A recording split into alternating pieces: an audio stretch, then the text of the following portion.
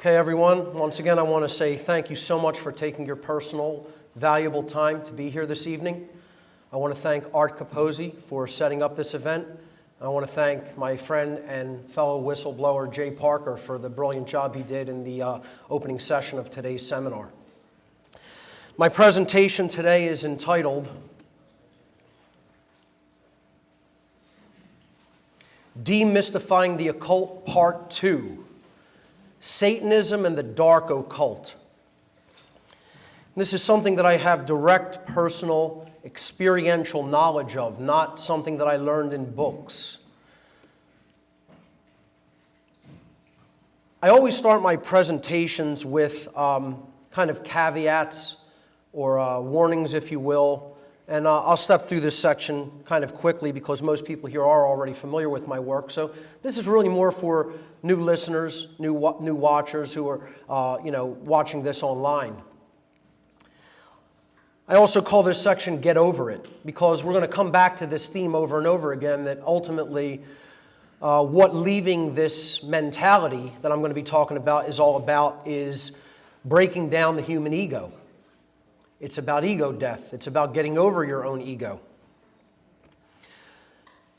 So much of these little forewarnings that I start my presentations with are about the human ego and how they can be the ego can make people very recalcitrant to grasping information because they're so worried about minutia and they're so worried about things that aren't of real significance.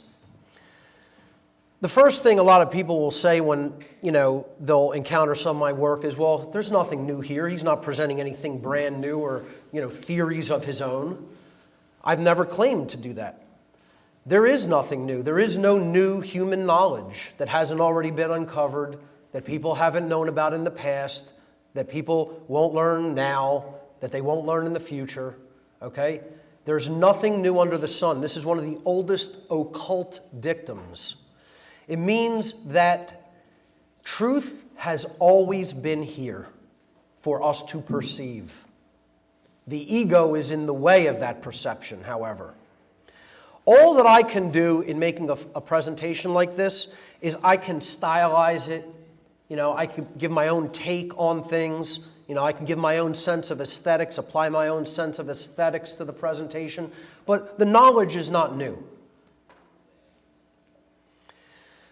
The next part of this I call put on your big boy pants, okay?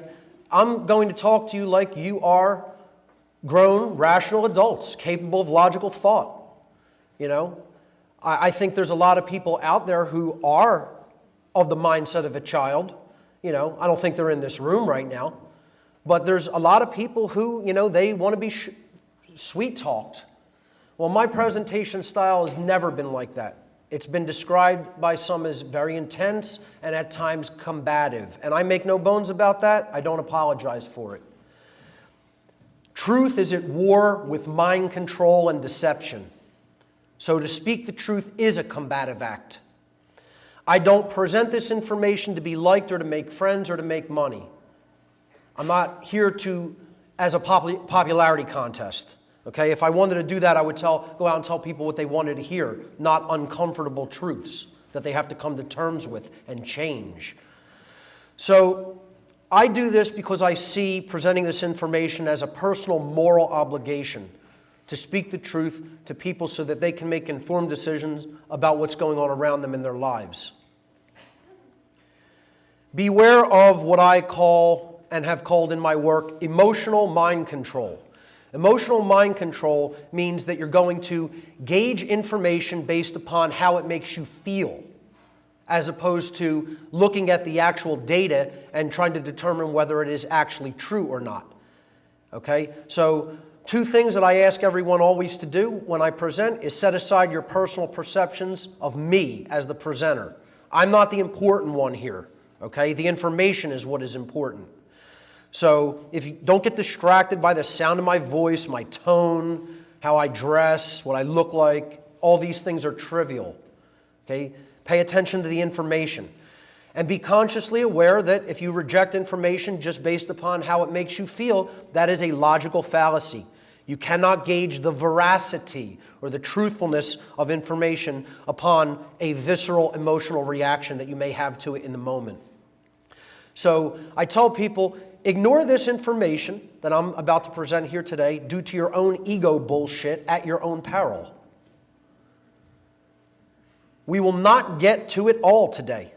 I couldn't get to all of the information about occult knowledge in several lifetimes, let alone one multiple-hour seminar. Not possible.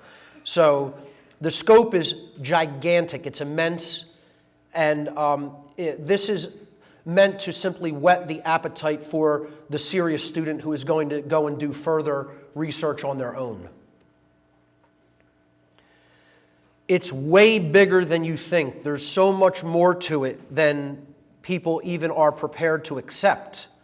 You know, the worldview is going to be challenged by many people who are coming to this information for the first time. So be prepared to spend time and attention, the spiritual currencies.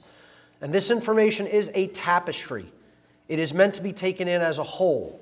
It's meant to really be taken in with all of my other work and research, which is on my website. So I always tell people, you know, stay for the whole thing. You're going to get the tapestry if you stay for the whole thing. If you don't, you're going to miss out on the tapestry of information. To gain the maximum value of what I present, I always tell people, go to my website, go to the audio, the podcast section, and you listen to those podcasts forward in order at your own pace, because it is an initiation school of sorts, that podcast series. So if you really want maximum value from the work I've presented and you want to really expand your worldview, that podcast series is what you want to pay attention to and take it at your own pace, but take it in its totality. The other thing I want to say to people whose ego might be a little bit, run away is, and I hear this all the time when I start to talk to people about the occult, they'll say to me, I don't believe in that stuff. That's somebody else's religious belief, and therefore it has no effect upon me. Well, you don't need to believe in something that someone else believes in for it to have a profound impact in your life. I look at it as possibly the most naive and foolish mindset on the face of the earth to say, well, I don't need to look at that stuff because I don't believe that it's real, and so I don't think it can have any effect upon me. I tell people this is the equivalent of stating, no one's crazy religious beliefs can possibly affect me, even if they violently act upon those beliefs in a way that can do me extreme harm. I mean, that's insanity. There are a lot of religious extremists out there in the world, and they're willing to act upon their extremist, nonsensical belief system. It doesn't make a difference whether you believe in what they believe. You don't need to believe in what they believe. They believe in it, and they're willing to act upon it. You know, I mean, this is just common logical sense. I mean, you know, extremist right-wing Christians that go and shoot up Planned Parenthood, you can get caught in the crossfire as you're walking to work. You know, extremist Islamic religionists can do crazy violent acts, and people can be affected. You don't need to believe in what they believe in. So please keep that in mind moving forward with when I talk about the belief systems of the people who are currently running the world. The other question I ask people when I talk about the occult is, who are you willing to listen to? You know, are you willing to listen to somebody who just read about it in book knowledge? You know, they took it secondhand. Or are you willing to listen to people like myself and Jay Parker who were directly involved? We came from the other side. We came from the other team. You know, I was a priest within the religion of Satanism for years. So, you know, if you wanted to learn a lot about Christianity, or you wanted to learn a lot about Judaism and their belief systems, or you wanted to learn a lot about Islam and their belief systems, would you think it might be a good idea to go to one of their priests in their priest class and ask them, what is the belief system that you subscribe to and that your adherents of your religion subscribe to? It would probably be a good idea. So I'm not giving this information secondhand. I'm telling you this is their belief system. I espoused it, and I was a priest within this old religion. And Jay is explaining to you firsthand from direct satanic family, bloodline connected upbringing. First-hand experience. Not from what other people have written or put out there in society. We've lived it. So, it's like we're from the other team bringing the playbook of that team and explaining what they want to do. We took that to the other side, to the other team, because we defected, and we're trying to say, hey, here's the plays they're going to run. And you know what most people do? They want to smack the playbook out of your hand. They want to say, we don't want to hear that. Let us do our thing. Let us, believe what we want to believe. But this is exactly the situation.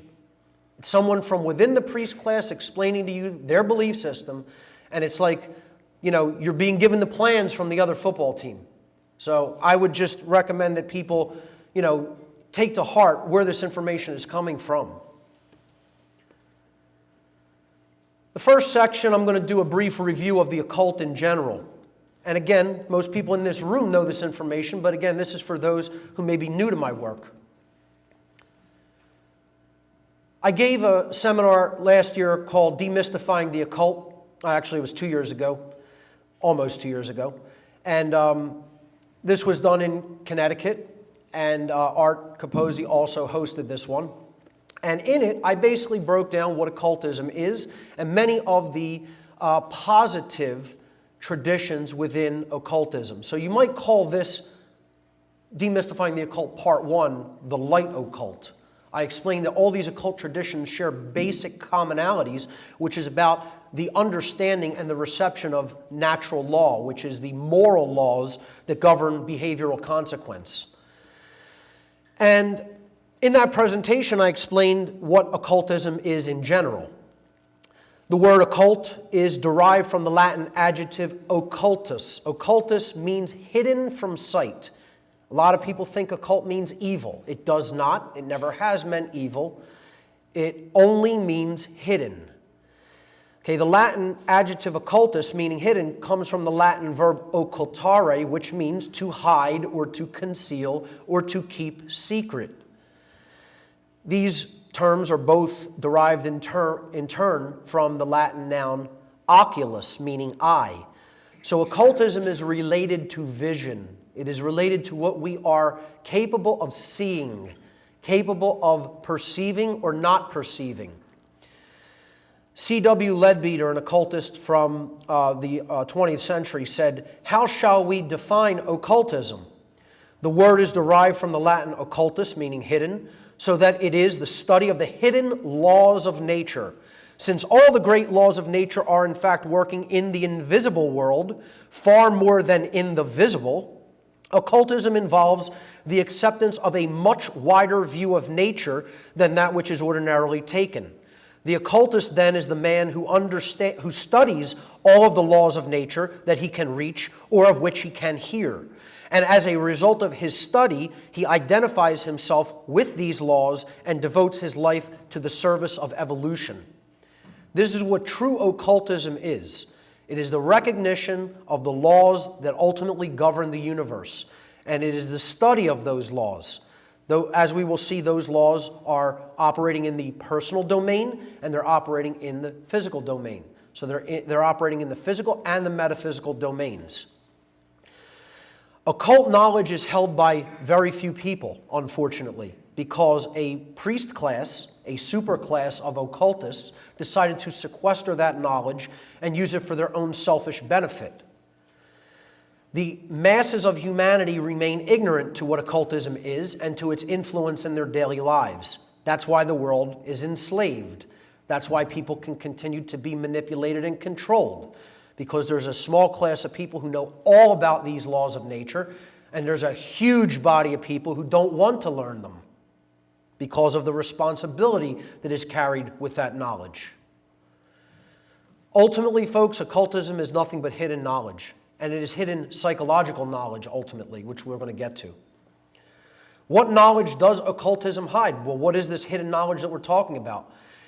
Occultism is a body of science which is not widely known to the general population, consisting of hidden knowledge about the workings of the human psyche and the laws of nature. In other words, both the seen laws, which are the physical laws, and the unseen laws, which are spiritual laws. The minor arcana of occult knowledge, meaning the lesser knowledge or the microcosmic knowledge. The knowledge of the inner world consists of knowledge of the human self, the human psyche, and how it operates, how it can be manipulated, what its motivations are. Okay? There's a body of knowledge that deals with the greater laws of the universe, the major arcana, the macroscopic laws, the knowledge of the heavenly bodies, all of the forces of nature, and natural law. Natural law is what I call cosmic moral law, universal moral law. And again, I've covered that extensively in past seminars, especially my natural law seminar.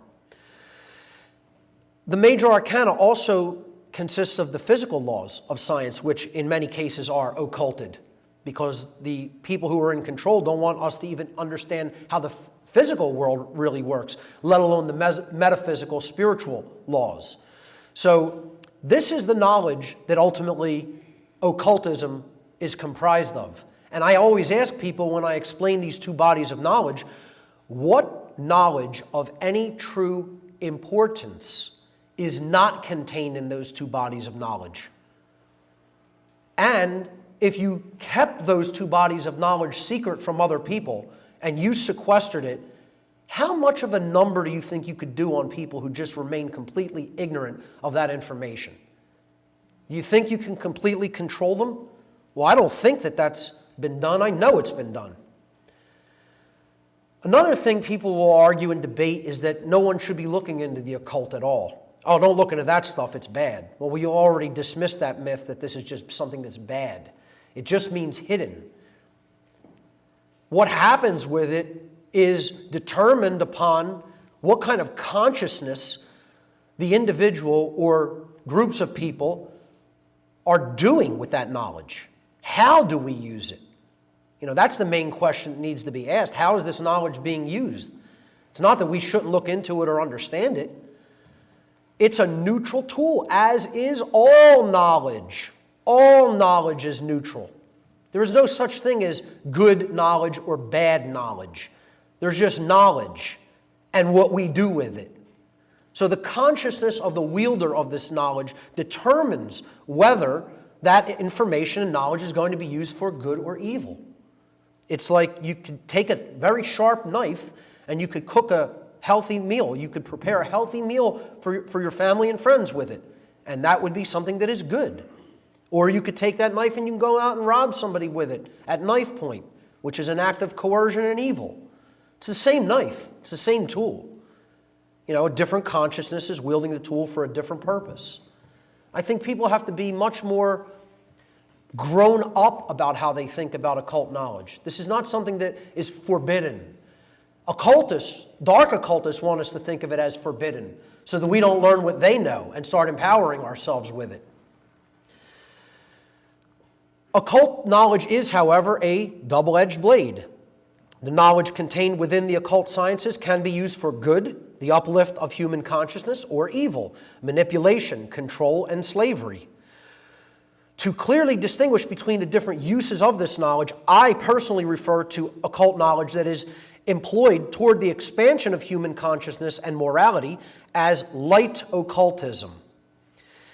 And I personally refer to that which is used for manipulation, control, and the suppression of consciousness as dark occultism.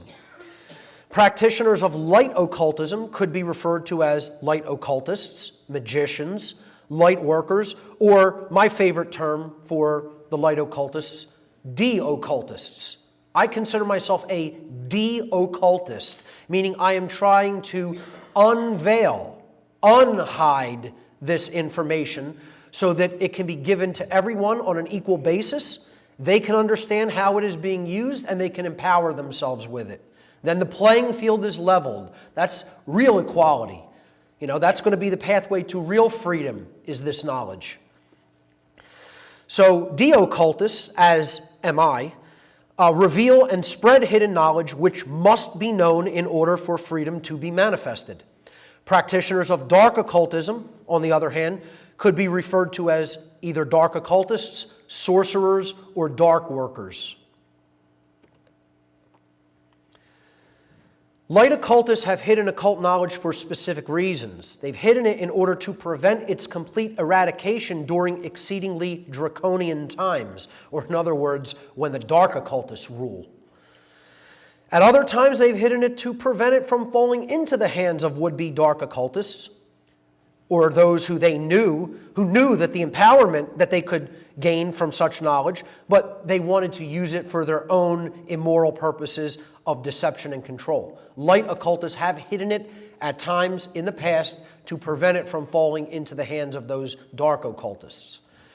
Dark occultists, on the other hand, always hide this knowledge for only one reason. They hide it in order to create and maintain a power differential between those who hold this kind of knowledge and those who remain ignorant of it. Dark occultists work through fear and manipulation to bring about compliance with their own selfish will. That is dark magic.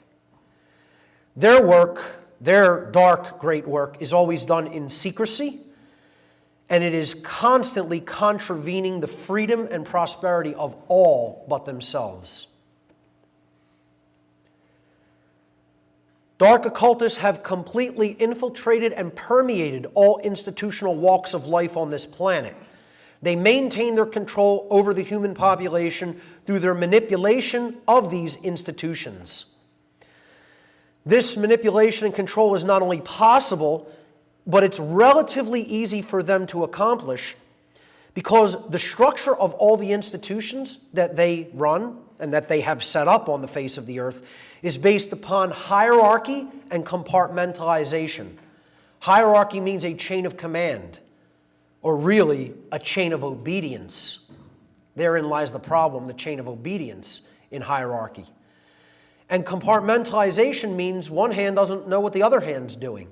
All these groups seem to work completely in isolation from each other, but they're ultimately controlled by one overarching agenda that knows how they're all fitting together like pieces of a puzzle. That's compartmentalization. These two things are the hallmark of all institutions that want control: hierarchy and compartmentalization. Finally, in the Demystifying the Occult Part 1 seminar, I talked about there being kind of two potential outcomes for how things could go.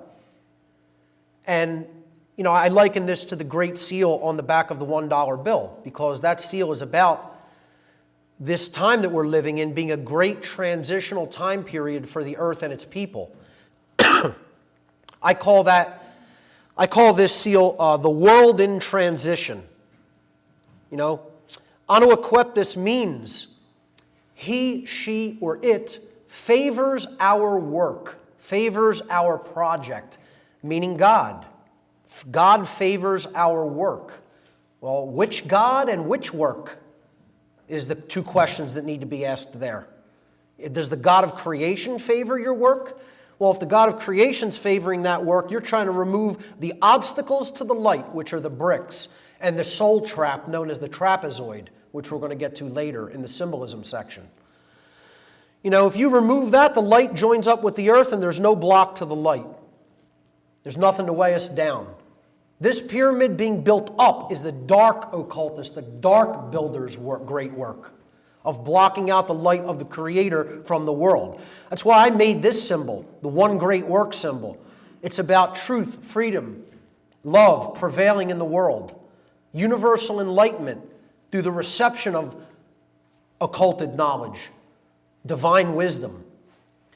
The true great work of light occultists is the distribution of occult knowledge freely to humanity, thereby ending the slavery of humanity by eliminating the widespread ignorance which dark occultists exploit to gain and maintain their control. On the other hand, if the dark occultists complete their dark New World Order, you have a world based in darkness and slavery, a world without light, without the light of the divine. This symbol means, on the right here, this symbol means dark occultists rule an ignorant and enslaved population with an iron fist. The great work of dark occultism is to keep humanity in a state of general unconsciousness and slavery, and to tighten that control until they obtain a threefold objective. They wish to be invincible, invisible and immortal. That is the goal of the dark occultists. They want total control. They want nobody to be able to see their total control or who they are. And they want to live forever in the physical world. In other words, they want to maintain and tighten that control to the extent that they literally become God on earth. That is what dark occultism is all about.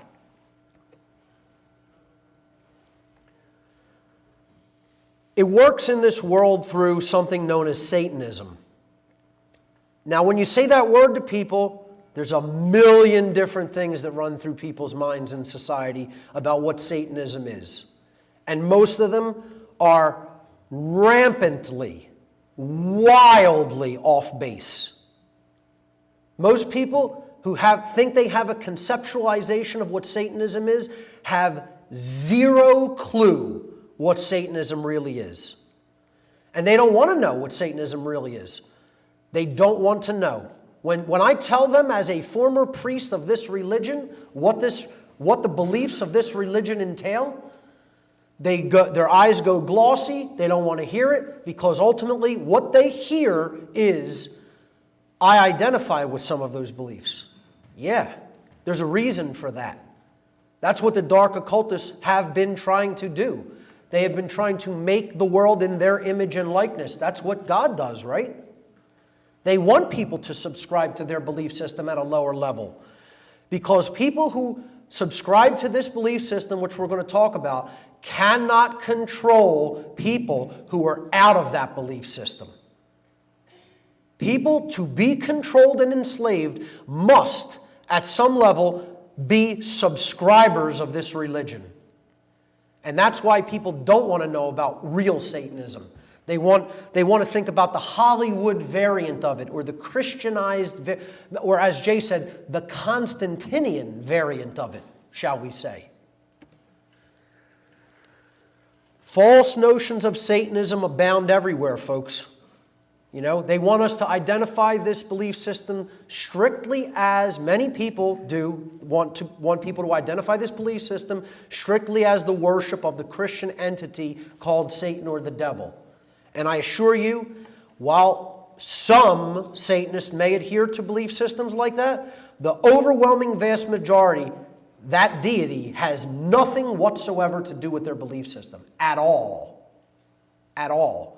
And you could accept that or not accept it. And I know there are people of a very Christian bent, or again, a Constantinian Christian bent, that are never going to accept that because of what their religion tells them. And that's exactly what Satanists want them to believe. They want people to believe, I just worship this entity, and I pray to this entity, and I give it my devotion. They don't want people to understand what it really is, as we're going to get to.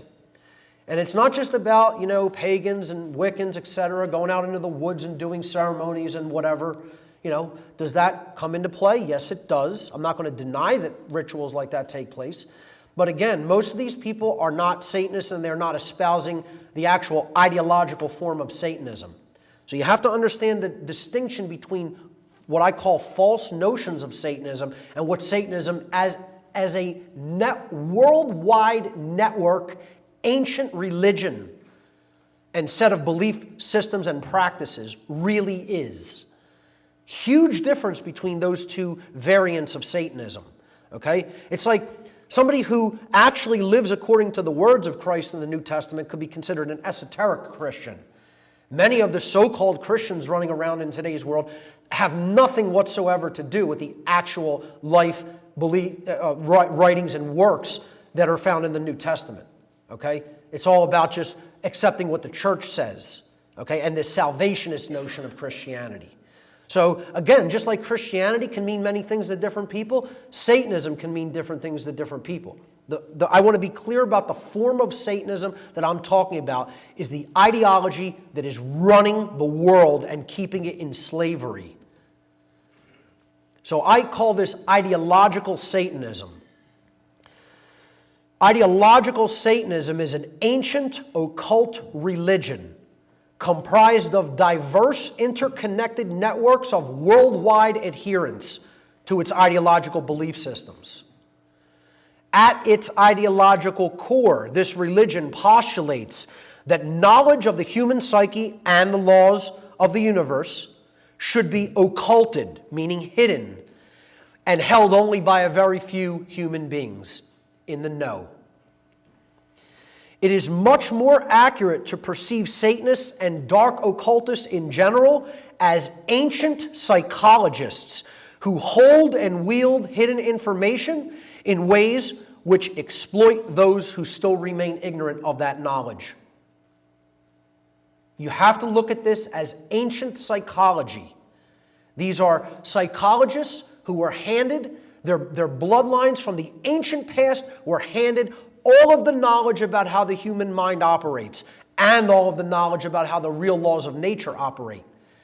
And then those selected bloodlines held that knowledge secret from other people, and they did an absolute number on their minds. And we're not coming out of that number that was done upon the minds of the people of this planet until we know what they know. Get over it. It's the truth for all time. You know, all the religionists out there who insist, no, you shouldn't look into this, you don't know what you're talking about, and your ego's in the way. And that's what Satan is. Satan is the egoic force of self-identification that will not allow a human being to say, I was wrong and I was duped. That's what Satan ultimately is. Through the power differential that Satanists gain by way of manipulating those who remain in ignorance of this occulted knowledge, this small minority of those who are in the know wish to permanently rule the masses of humanity and effectively become God on earth. This is one of their goals. Absolutely. They don't want to worship any deity. They want to become deity. That's what Satanists believe. It is important to understand that contrary to popular belief, the overwhelmingly vast majority of Satanists do not worship an externalized deity known as Satan in the Christian tradition sense of that being. But instead, they see Satanism as an ideological way of being in the world. And they view the ego-driven self, the ego-driven and ego-identified self, as the quote-unquote God of their religion. Folks,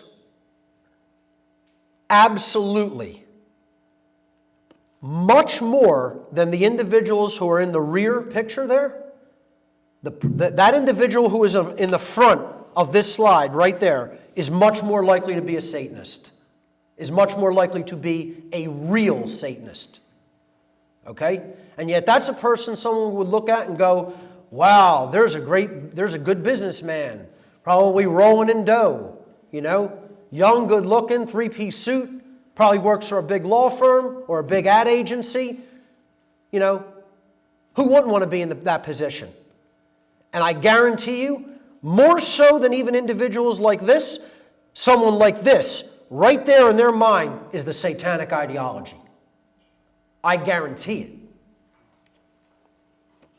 it.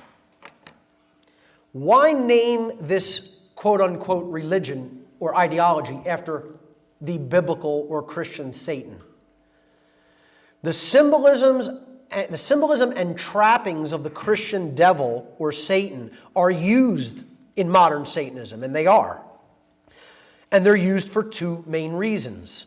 The first reason that this symbolism and trappings are used is to try to make outsiders of Satanism see Satanism as quote-unquote, just another quaint religious belief that is based upon traditional Christian belief systems. That's what they want outsiders to think. Oh, those Satanists, it's named after Satan, they believe in Christian stuff. They worship the Christian devil. That's how easily it can throw people off the idea of what real, true ideological Satanism is. And we're going to get to its main tenets.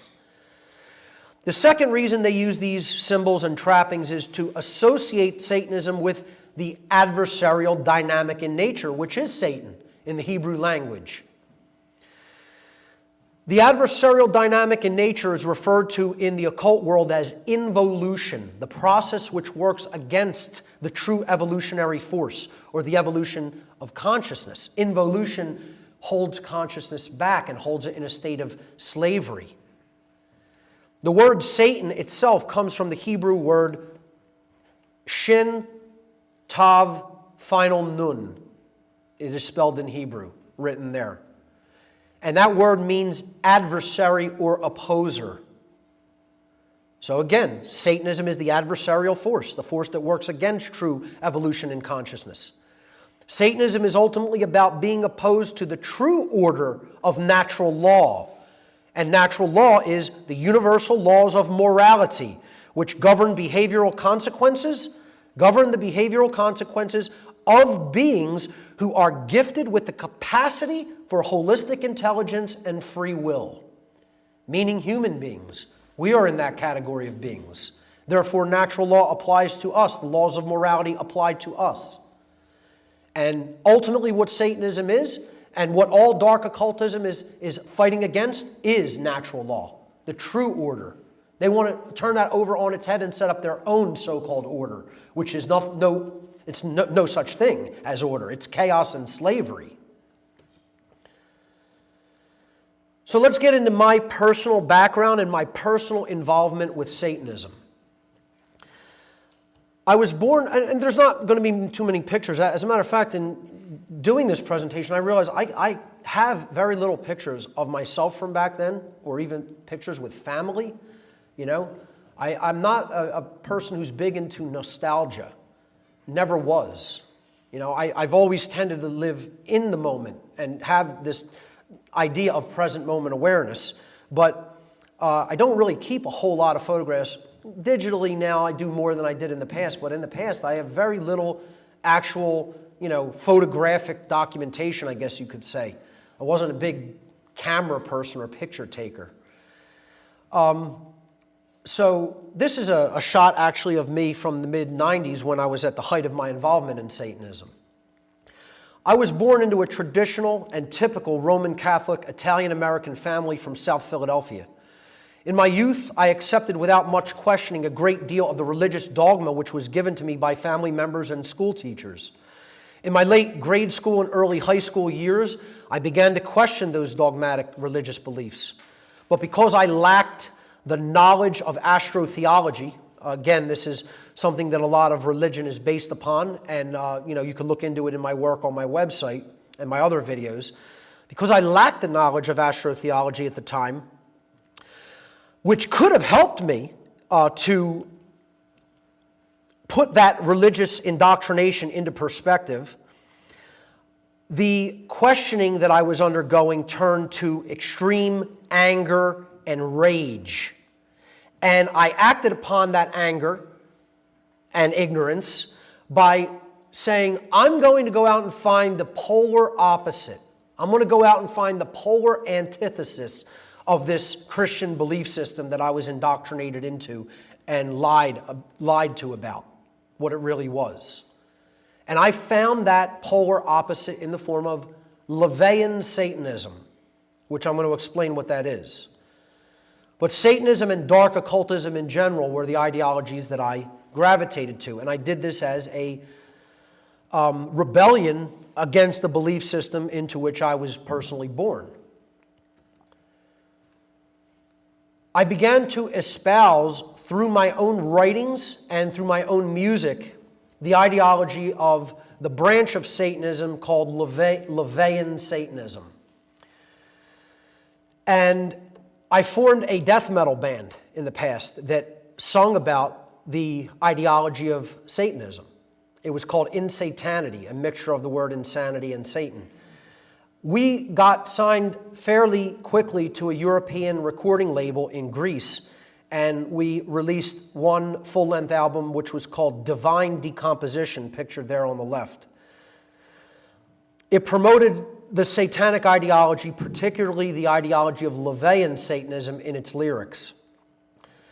And I also wrote and espoused the satanic ideology in zines, mini magazines. They're called fanzines. You don't see too many of them around nowadays, but back then, before the internet, before blogs, these were the blogs of the early 90s. So I wrote for fanzines and espoused the satanic ideology in them. Eventually, some of my work in writing and in music was noticed by Anton LaVey. He was the high priest at that time of the organization called the Church of Satan, which operated in San Francisco. Its headquarters have since been moved to New York City. LaVey himself, in March of 1997, granted me the rank of priest within the organization called the Church of Satan. And he did this himself through, I didn't ask for the appointment. He appointed me because he said that I was an excellent spokesperson for the ideology, and therefore wanted to give me the rank, wanted me to come out to San Francisco and meet him, and he wanted me to head a grotto on the East Coast. Grottos are what Satanists refer to their congregations. It's like a coven in Wicca or in other pagan religions. So I was offered a grotto leadership on the East Coast, which I subsequently turned down. I turned it down because at the time I viewed Satanism solely as a personal belief system, to be employed for personal objectives. And I didn't like, as I still don't like, groupthink and group ideologies and congregations, etc. So I turned down that appointment to head a grotto, but I did accept the appointment to the priest class of the religion. And LaVey and other Satanists hooked me up with many Satanists in the local tri-state area. And I began attending rituals in my tri-state area and getting to know some of the other people involved. We'll get to that in a moment. This is my actual appointment, the paper which arrived in the mail and appointed me to the rank of priest within the Church of Satan. It's signed by LaVey himself. He died about a year later. And the letter on the right is from his life partner, Blanche Barton, which I'll read both. It says, "From the office of Anton Zander LaVey, be it known on this day, March 19th, the year 32, which translates to the year 1997, Mark Rokar has been appointed to the office of priest of the Church of Satan and is empowered to act in that capacity." Signed, Anton Zander LaVey. It does not have the name Passio on it because I did not use my legal last name when I was involved in Satanism. I chose a name based on a demon name, which I'll explain on the next slide. The letter on the right from Blanche Barton was written the next day. And again, March 19th and 20th are very significant dates. That's the spring equinox dates. We'll get to why those are significant dates later in the presentation. But it says, "To Mr. Mark Rokar," there's my home address. "Dear Mr. Rokar, Dr. LaVey has been favorably impressed with the skill and mastery you have shown in various opportunities to represent the Church of Satan and Satanism in general. You have proven yourself to be magically and materially adept. Therefore, he felt it was high time you were granted the title of priest in recognition of your dedication, knowledge, and ability. Congratulations, Reverend Rokar. Please keep us abreast of your activities, interviews, and musical releases. May the fires of hell continue to strengthen and inspire you. Hail Satan, Blanche Barton," who was basically LaVey's, performed secretarial duties for Anton LaVey, the high priest of the Church of Satan at the time. Now, before we go any further, I want to say this does not mean anything, okay? This organization is very, very low level in the worldwide hierarchical network of Satanism. Extremely low level. And I'm going to explain where it fits into that hierarchy. But to think that because I got an appointment to a priesthood, a low-level priesthood in a low-level organization, that made me some kind of a big shot in the satanic worldwide hierarchy, it doesn't mean that, okay? I saw things from a very low level, and that was enough. I don't make any bones, or I don't make any claims to even seeing or having the knowledge that someone like Jay Parker had from being in the family he was born into. Okay? He saw things that I certainly never saw. But once again, I saw enough to know that that's certainly where it goes, without any question in my mind. The name that I took, I'll briefly explain, is from a Gnostic text that was, I believe, part of the Nag Hammadi library, called the Pistis Sophia, which means the faith wisdom. And it's essentially a conversation between Jesus and Mary Magdalene. And in part of the book, Jesus is describing what hell is like, okay? When, in this Gnostic tradition, when sinners die and go to hell, they're put into certain areas of chastisement. So they, basically undergo certain torments and then learn their lessons about what they did wrong. Kind of like the earth. But here's where I got the name that I chose in Satanism from. From the Pistis Sophia, Mary said unto Jesus, "What type is the outer darkness," meaning hell, "and how many regions of chastisement are there in it?" Jesus answered and said unto Mary, "The outer darkness is a great dragon, whose tail is in its mouth, outside the whole world and surrounding the whole world. Within it there are 12 mighty chastisement dungeons, with a ruler in every dungeon, each ruler having a different face. In the 11th dungeon is a multitude of rulers, and every one of them has 7 cat-faced heads. The great ruler over them in this region is called Rokar. I'm born under the sign of Leo. I've always heavily identified with the great cats, the lion, the tiger, etc. I would consider them my familiar animals. So therefore, I wanted to choose a symbolic demon that was appropriate to my sun sign, Leo. And therefore, I chose Rokar from a Gnostic Christian text. I immediately began to recognize through further involvement by attending rituals in and around my area that Satanism was not what I thought it was originally. As my involvement grew and I attended meetings and rituals held by satanic groups in my tri-state area, I began to become aware that this was not an isolated group of individuals who were simply working with occult knowledge for their own personal reasons, as I was doing. See, my motivation was, if I can get a leg up on my fellow man, and I can come out on top, and I can manipulate people, and I can make more money than them, and I can get in, a better influence, maybe, get the job over somebody else, well, that'll give me a leg up over people in the world. And that was my ego-based mindset at the time. I want things for me. I want to serve me only. And if I have to do, manipulations against people to get what I want, then so be it. And that's why I was heavily attracted to the ideology of Satanism, because this is what Satanism is, especially lower-level Satanism. So when I started participating with other group Satanists, in other words, network Satanists, I realized this is not what this is. This is way bigger than that. This involves way more than that, and this is about control over people. I wanted to come out on top over other people, but, just because I knew a little bit more than them. I was not about human slavery, never was. And when I started to realize that that's what Satanism at a much higher level was about, I was like, whoa, I need to check myself and take a step back here.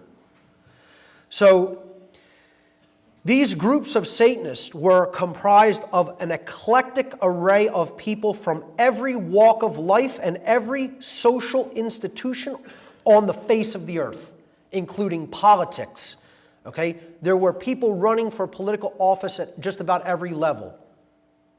Okay? State to local, to some national politicians. Law. There were lawyers within Satanism, judges, bankers, people in the media, people in the military and police. Their ranks are, believe it or not, filled much more than you would even like to believe or think about. how many police and military people are directly involved with satanic grottos. Entertainment, even sports, medicine, doctors, and teachers. Many teachers I saw, and especially college level, university level teachers, were present at satanic rituals. There's a reason for this. They're putting their people into point positions of power. They're working them into all of the social institutions. That's how they get their bidding done. That's how they advance their group agenda. These were people in positions of great influence and power throughout our entire society. And as my involvement with them grew, I became aware over time that they were not working separately toward their own individual goals as I was doing. Instead, they were working together as a tight-knit unit of a hierarchical worldwide network toward one common goal, and that goal was to increase their own collective power at the expense of everybody else's freedom. In other words, they wanted to become the kings of the world and enslave everybody else in the process. That was their goal. And they talked about it openly and plainly. I don't know how many people just saw the people from the BLM, at some banquet together, talking about how they're beating all of these people out of land. They're giving them pennies on the dollar, laughing about how they just basically robbed two old World War II veteran men who were living together out on this lot of property out somewhere in New Mexico or something, and it was a mine worth over $40 million, and they acquired it for pennies on the dollar, and they were laughing about it. And they were laughing about how much land they hold in, governmental hands versus how much land is still held in the public hands. And they were laughing about it as if we own the entire western portion of the country, thinking it's funny that they helped the government do this. But, see, they didn't know there was a hidden camera in that room. So they were talking about it very blatantly and openly, actually even saying, we're the bad guys. We steal money. We beat people for what their property is worth, and we take it for pennies on the dollar. Saying things like this openly, blatantly, and then laughing about it. Laughing about it. This is what it was like at satanic rituals and meetings. These people talk very plainly among themselves. They know what they're doing. They know how to get it done. They're doing it, and they're laughing about it.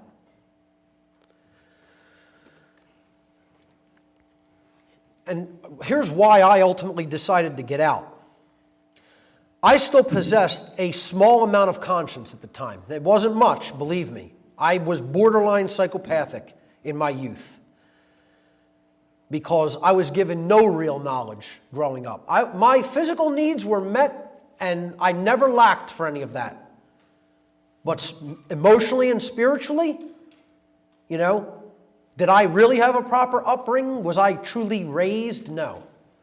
I was taught not to try to do blatant harm to other people, things like that, what we're all taught. But was I really taught anything about what was really going on in the world? No. Was I taught to get involved in things that are truly right and take a stand against evil? No. I wasn't activated with real knowledge. That's what the goal of real parenting should be, to do with a child if you're going to take the responsibility of bringing a child into the world. Okay? And that wasn't done with me. And I'm not saying I hate my family because of it. It's that they were ignorant and, mind-controlled as well. But I didn't have what you could call activated conscience earlier in life. Let's just say at all. But there was still enough there that I didn't think enslaving the population of the people of Earth was something that we should be trying to do. There was at least that much conscience left. So as I became aware that I had become involved at a very low level with such a sinister organized syndicate, that made me take a step back. It made me reevaluate my own worldview and my own behavior. I came to the realization that these low-level satanic groups were actually operating as a psychological vetting and filtration system. Now, take heed of that term. a psychological vetting and filtration system. So I'm going to read you the application of even a low-level organization like the Church of Satan in a moment.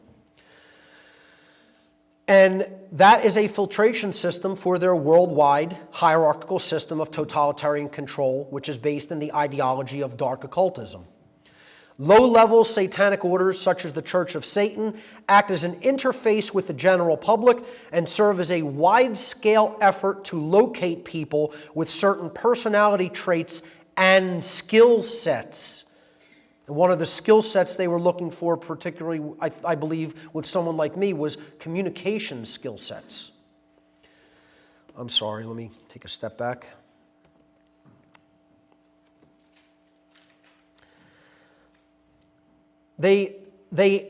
Low-level satanic orders such as the Church of Satan act as an interface with the public and serve as a wide-scale effort to locate people with certain personality traits and skill sets, which the larger network of dark occultists desire to exploit for their own purposes. Such individuals are then groomed for placement into positions of power within social institutions in order to advance their predetermined group agenda. So it is a psychological vetting and filtration system, and they're looking for psychopathic characteristics. People who will step up and take part in the enslavement of their fellow man. Here's what I look at the general organizational, and again, it's not very detailed. It's a very general organizational chart of how these low-level satanic orders operate within as an interface with the general public to bring people up into their lower ranks. So low-level dark occult groups such as the Church of Satan, this would be, down here, low-level dark occult orders, Church of Satan, Temple of Set, etc., operate as psychological vetting and filtration systems for the worldwide hierarchical satanic network of totalitarian control. Low-level satanic orders such as the Church of Satan act as an interface with the general public and serve as a wide-scale effort to locate people with certain personality traits and skill sets which they want to exploit. Now, as you go up through that organization, they're taking people from the general public, they're working them into the low-level positions of these orders. So then you go up here, and they would put some of those people at this level. Financial control, political control, media control, etc. These organizations are also run by dark occultists. And they're filtering people. Once they groom them from these lower levels, they'll groom them up into positions of power at that level. Then it goes up into higher levels of power and higher levels of dark occultism from there. Higher level dark occult orders such as Skull and Bones, the intelligence agencies are dark occult orders. Bohemian Club, etc., and think tank organizations like Tavistock Institute and the Bilderberg Group, etc. Then you have highest level dark occultists from ancient ruling family bloodlines. Again, these very ancient families that come right out of the ancient world, old Egypt, connected to the pharaohs, the kings of Sumer, and Ur, and right back into the pre-Diluvian age. So, and then it connects back up with non-human entities, which I've talked about in some of my other work. I'm not really going to get big into that today. But you have to understand that that's how these low-level groups work. They are a psychological vetting and filtration system. Let's take a look at the Church of Satan's membership application. Okay? This is the Church of Satan's active membership application.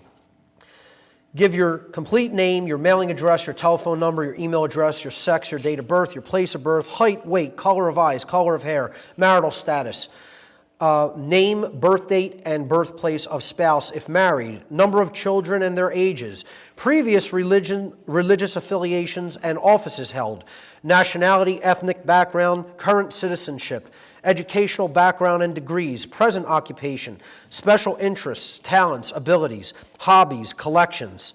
I am interested in participating in special interest groups, yes or no. I am interested in participating in contact with local active members. I remember checking that one, yes. That's how I got involved. I am interested in serving as a contact point or media representative in my area, yes or no. Okay? Now, here's the questions that you have to, on separate sheets of paper, provide answers to in the form of essays, okay? Like extended answers. Provide answers to all of the following questions on additional sheets of paper. What are your impressions of the Satanic Bible, the book written by Anton LaVey, which basically coalesces the satanic ideology into a book? And he was put up to writing that book. He was put up to writing it by higher-level dark occultists. This has come out in the past by one of his children, explaining that he was charged to write that book, to give the whole ideology of Satanism in a much lower, watered-down level to the general public, to identify people who would be drawn to that belief system, and then, again, flow into their ranks.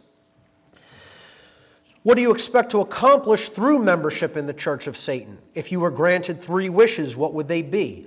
What is your attitude toward animals? If you have any pets, describe them. What is your ideal animal? Now, you're going to see as these questions go deeper and deeper, this is a psychological profile. They're building a psychological profile so they can identify what can we get out of this person? How can we use them? How psychopathic are they already?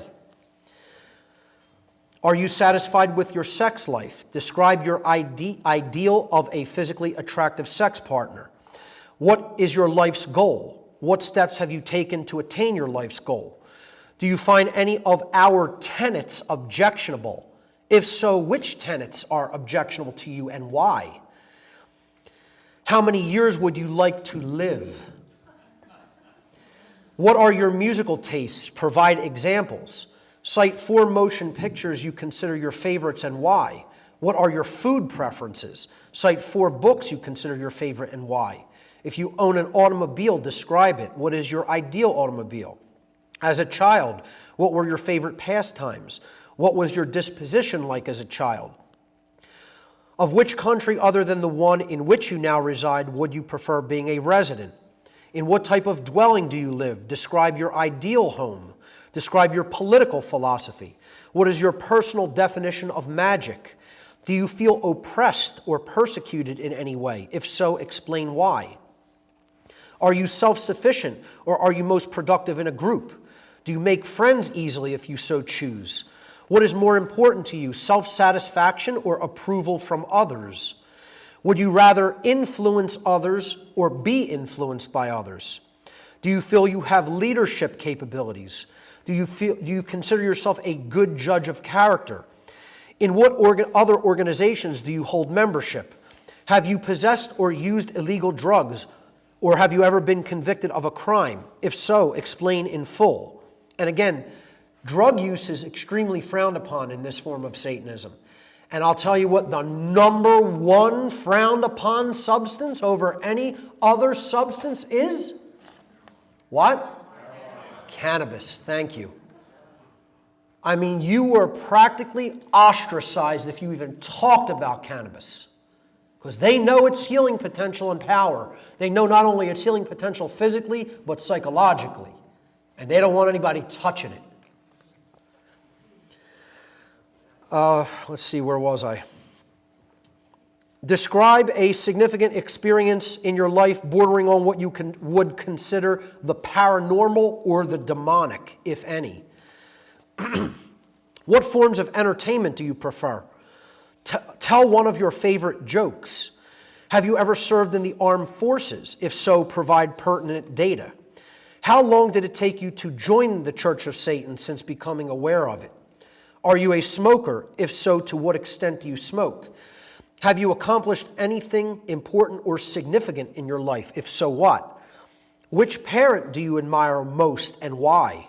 Do you drink alcoholic beverages? If so, to what extent? State your preferences.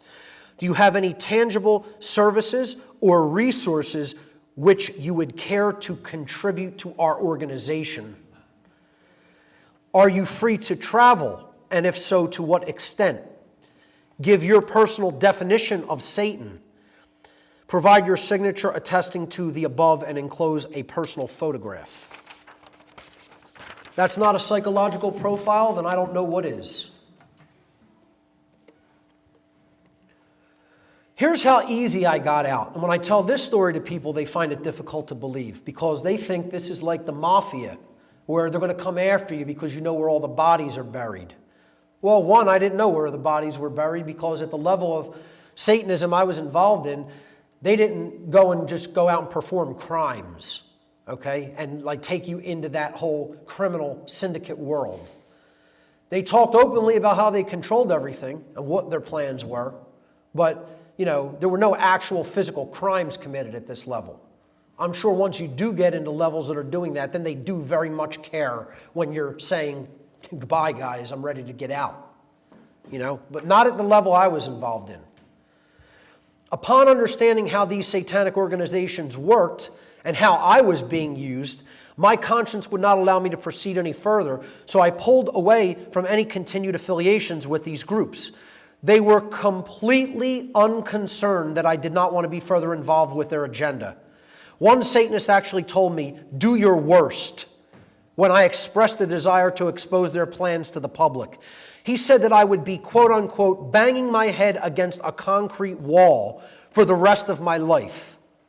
Another told me that the general population was already so completely mind-controlled by dark occultists that if they themselves went public with their plans and explained to people what they have already done and what they are planning to do in the future, that the public would not even accept the truth from them. Think about that. They said if we came forward and explained who we were and how we've done what we have done and what we plan to do, the public will not accept it from us. We could not take them out of the mind-controlled trance that they are in, even if we wanted to. So they basically said, you want out? Well, don't let the door hit you in the ass. That was their attitude.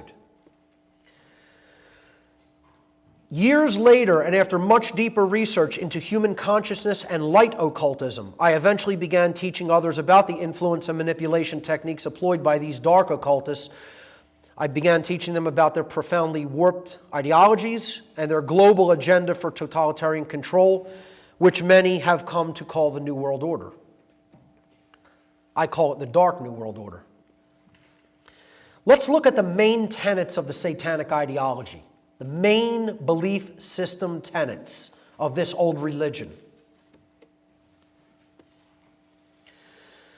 And before we go into what I call the four overarching tenets, let's look at some of the things they put out publicly about what they're about.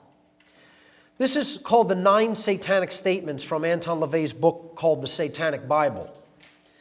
Satan represents indulgence instead of abstinence. Okay? So it's all about feeding the self, living for pleasure pursuits.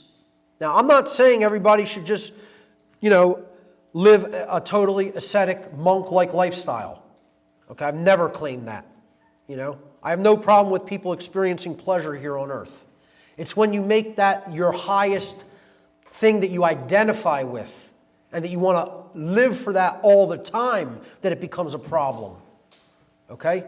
So this is the number one thing that Satan represents to Satanists. It doesn't say it represents the Christian devil and that we should get on our knees and worship it. It says it represents indulgence, meaning I get what I want. That's the first thing Satan represents to Satanists. Satan represents vital existence instead of spiritual pipe dreams. Satan represents undefiled wisdom instead of hypocritical self-deceit. And I just want to say, this is what Satanism represents to the Satanist for the Satanist. Okay? It is the Satanist does not want these things for others. It wants these things for themselves only. Okay? Satan represents kindness to those who deserve it instead of love wasted on ingrates. Satan represents vengeance instead of turning the other cheek. Satan represents responsibility to the responsible instead of concern for psychic vampires. Satan represents, this is a very important one, this 7th one right here. Satan represents man as just another animal. sometimes better, more often worse than those that walk on all fours, who because of his quote-unquote divine spiritual and intellectual development has become the most vicious animal of all. 8, Satan represents all of the so-called sins as they all lead to physical, mental, or emotional gratification. 9, Satan has been the best friend the church has ever had as he has kept it in business all these years. Satanism also has sins. They have things that their membership should never do or should never participate in. Now, I describe this section, the 9 satanic sins, the so-called satanic quote-unquote sins. These are what Satanists forbid among their own ranks, but that which they wish to peddle to everyone else so that everyone else is easier to manipulate and control. The 9 satanic sins, stupidity. That's the first thing they want the public to be. But they don't want to be stupid. They want to have all the knowledge. They want the public stupid. Pretentiousness. Solipsism. Again, meaning that there is no such thing as truth. The belief that truth does not exist. Satanists don't think that truth does not exist. Satanists think truth exists, and they want to understand it and keep it from other people, so they can control those people who are in that level of ignorance to the truth. So they want to peddle solipsism to other people. That's why solipsism is so gigantic in the New Age movement religion. Huge, huge belief system in New Ageism. The idea that there's no such thing as truth, or that, oh, it's all just perception. It's my truth, your truth, her truth, his truth. Number 4, self-deceit.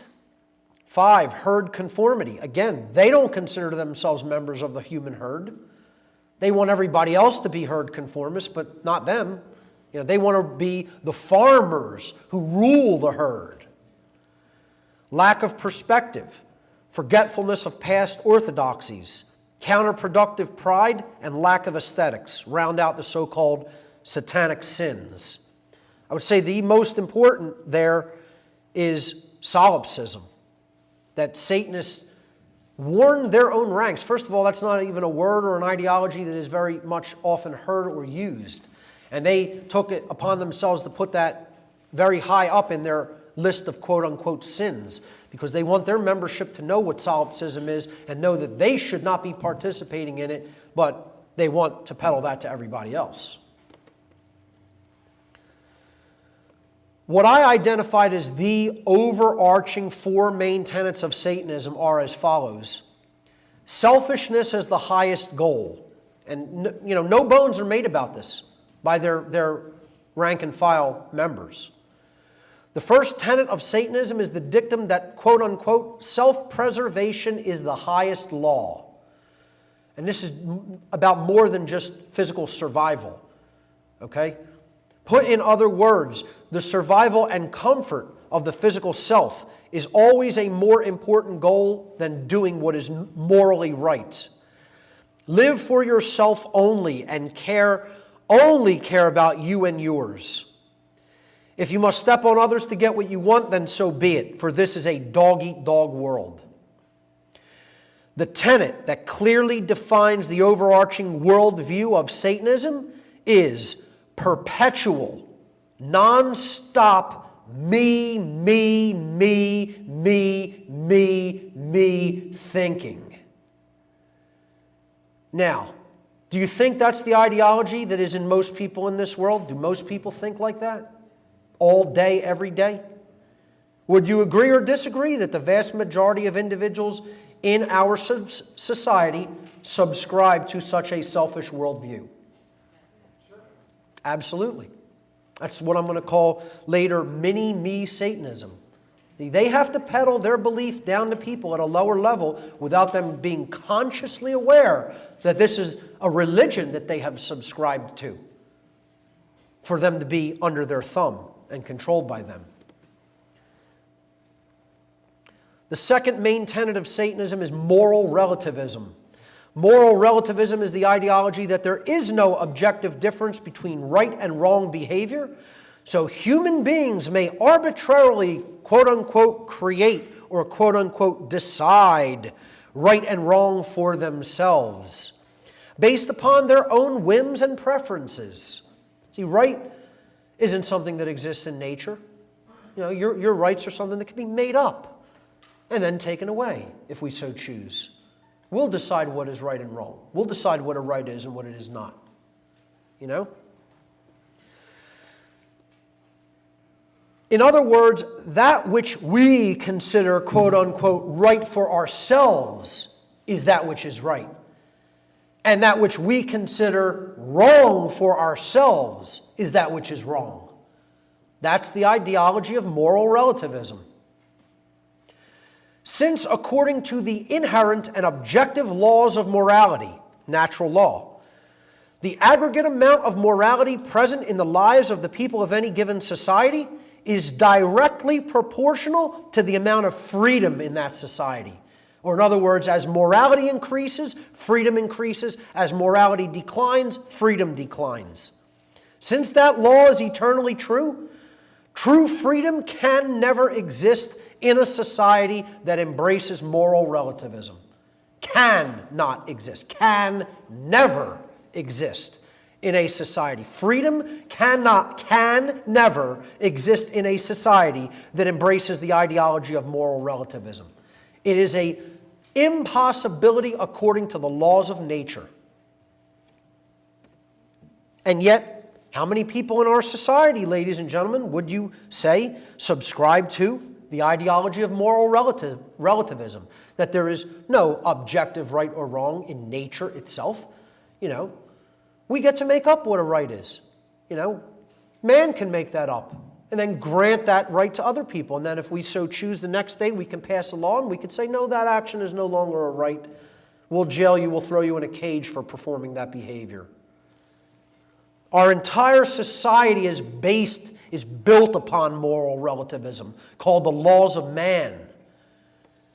And the vast majority of the zombie walkers that we have floating around this society are also adherents of the religion of moral relativism.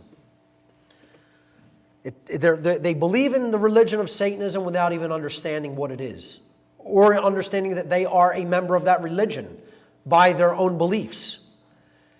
The third tenet of Satanism is social Darwinism.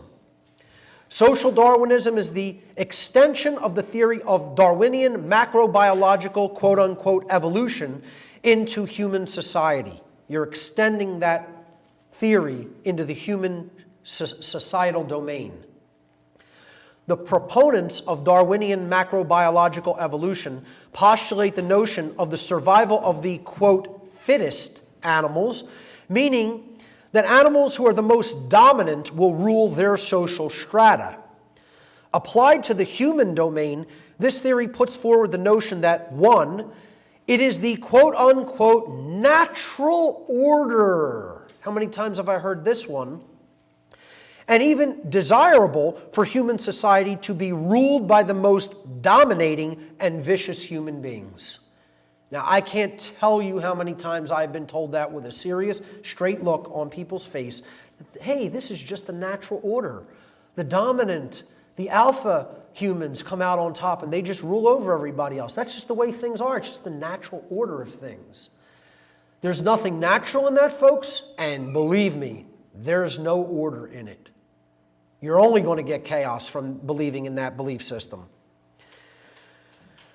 The second postulation of social Darwinism is that such humans' genes, their genes, are the reason that they acquired their position of power, and their genes are the reasons they maintain those positions of power. It doesn't have to do anything with the situation, societally, that they maybe were born into, or, you know, the amount of resources they were handed at their birth, or the bloodlines they come from because they were born from super rich ruling families. No, it has nothing to do with that. Their genes got them there and maintained that position. You know, it has nothing to do with people's belief in money and that they'll do any absolutely wretched behavior if given enough money, you know, for their own enslavers. No, their genes maintain that position for them. Yeah, it makes a whole lot of logical sense, too. Not only is it sick and parasitic, but you can see how much sense it actually makes. Would you agree or disagree that the vast majority of individuals in our society subscribe to the ideology of social Darwinism? And I would say, yeah. I'd say most people do, more than not. The fourth and final tenet takes the entire ideology to its final solution, you might say. Eugenics, or what I'm going to start calling dysgenics, and epi-eugenics, which I'm going to start calling epidysgenics, because there's nothing good about it. They're not trying to create something good on the other side, folks. They are definitely degrading the human genome. That's what dysgenics is. Let's talk about the word eugenics, the classically defined word eugenics. The word eugenics is derived from the Greek adjective eugenes, and eugenes means well-born, which is in turn derived from the Greek adjective eu, meaning good, and the Greek noun genos, meaning race or stock. Eugenics is a social ideology advocating the promotion of higher rates of sexual reproduction for people with traits and characteristics desired by its proponents. Let me say that again. Eugenics is a social ideology advocating the promotion of higher rates of sexual reproduction for people with traits and characteristics desired by its proponents. And then simultaneous to that, it puts forward the notion of reduced rates of sexual reproduction and sterilization for those with undesired traits and characteristics. So we want there to be more births of people who have the traits and characteristics we desire, and we want there to be less births of people who have the traits and characteristics we do not desire. This tenet describes the ideology of Satanism taken to its ultimate conclusion. It goes something like this. Since man is God, and he gets to make up what right and wrong are, and since it is simply the, quote, natural order for the most ruthless of humans, whose genes are the fittest, to rule the rest of the human herd, then that elite class of human beings in the highest positions of power in the world have every right to decide who is allowed to live and procreate and who must die. That's eugenics, folks. And that's what's going on in this society. But you know the even much more sinister thing that's going on in this society? Epi-eugenics. Epi-eugenics is taking place and people are completely unaware of it. Even people who have heard about eugenics, they think of it as forced sterilization, like was going on back in the 20s. They don't need to force anything anymore. We're culling ourselves. We're culling ourselves. And we're giving birth to traits and characteristics in the next generations that are coming down that are tailor-bred for slavery. And we're doing it completely unconsciously because we don't see what these human farmers are doing to our minds. Epi-eugenics, a word which I have coined myself, is the propagation of eugenics by way of mind control and quote-unquote selective breeding by the very population which the eugenics strategy is targeted to destroy. One could call it getting the herd to cull itself. This gene culling strategy is seen most readily and most disturbingly in the rabid androgenization of genders in Western culture and the modern neo-feminist movements, ideology, and practices. And I am going to be covering this in an extensive 2-day presentation that I'll be giving at Free Your Mind 4. This will be my topic. It's going to be called The Unholy Feminine. Neo-feminism and the Satanic Epi-Eugenics Agenda. Perhaps it would be better to refer to the strategies of eugenics and epi-eugenics as employed by dark occultists as dysgenics and epidysgenics, which I think are much more appropriate terms. We need to stop using the word "you" in the first part of eugenics, meaning good in Greek. There's nothing good about it, folks. It is to degrade human genetics and ultimately to degrade the human soul. Hey, Mark. I'll take questions at the end of the presentation. Just open a window. It's getting a little You can go right ahead, absolutely. I'm going to take some time right here to give screen an interview with an actual Satanist that was also a priest in the organization that I was a priest within, the Church of Satan. He subsequently left the Church of Satan. And he left it because he said it was not evil enough for him. He said it was not hardcore enough for him. He said it was not fascist enough for him. And he said it did not advocate eugenics in a brutal enough fashion for him. Now, how psychopathic is that? However, to this person's credit, in this interview you will see how psychopathic this person is.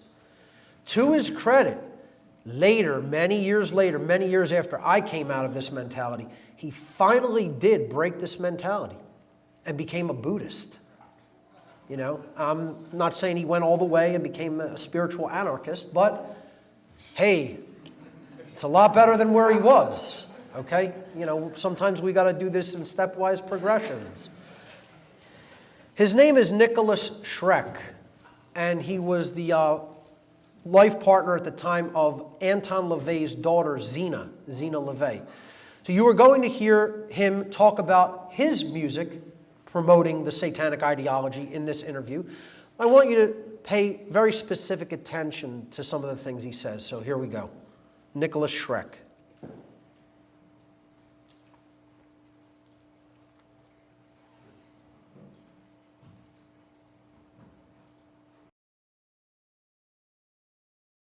Hi, this is Tom Metzger, your host for Race and Reason again, that longest running show of its type on cable access TV. Seen around the country on many local cable access systems, and those cable access systems serve many times 3, 4, sometimes 5 towns and cities. And we're dedicated, of course, to freedom of speech, true freedom of speech, which upsets some of our opposition.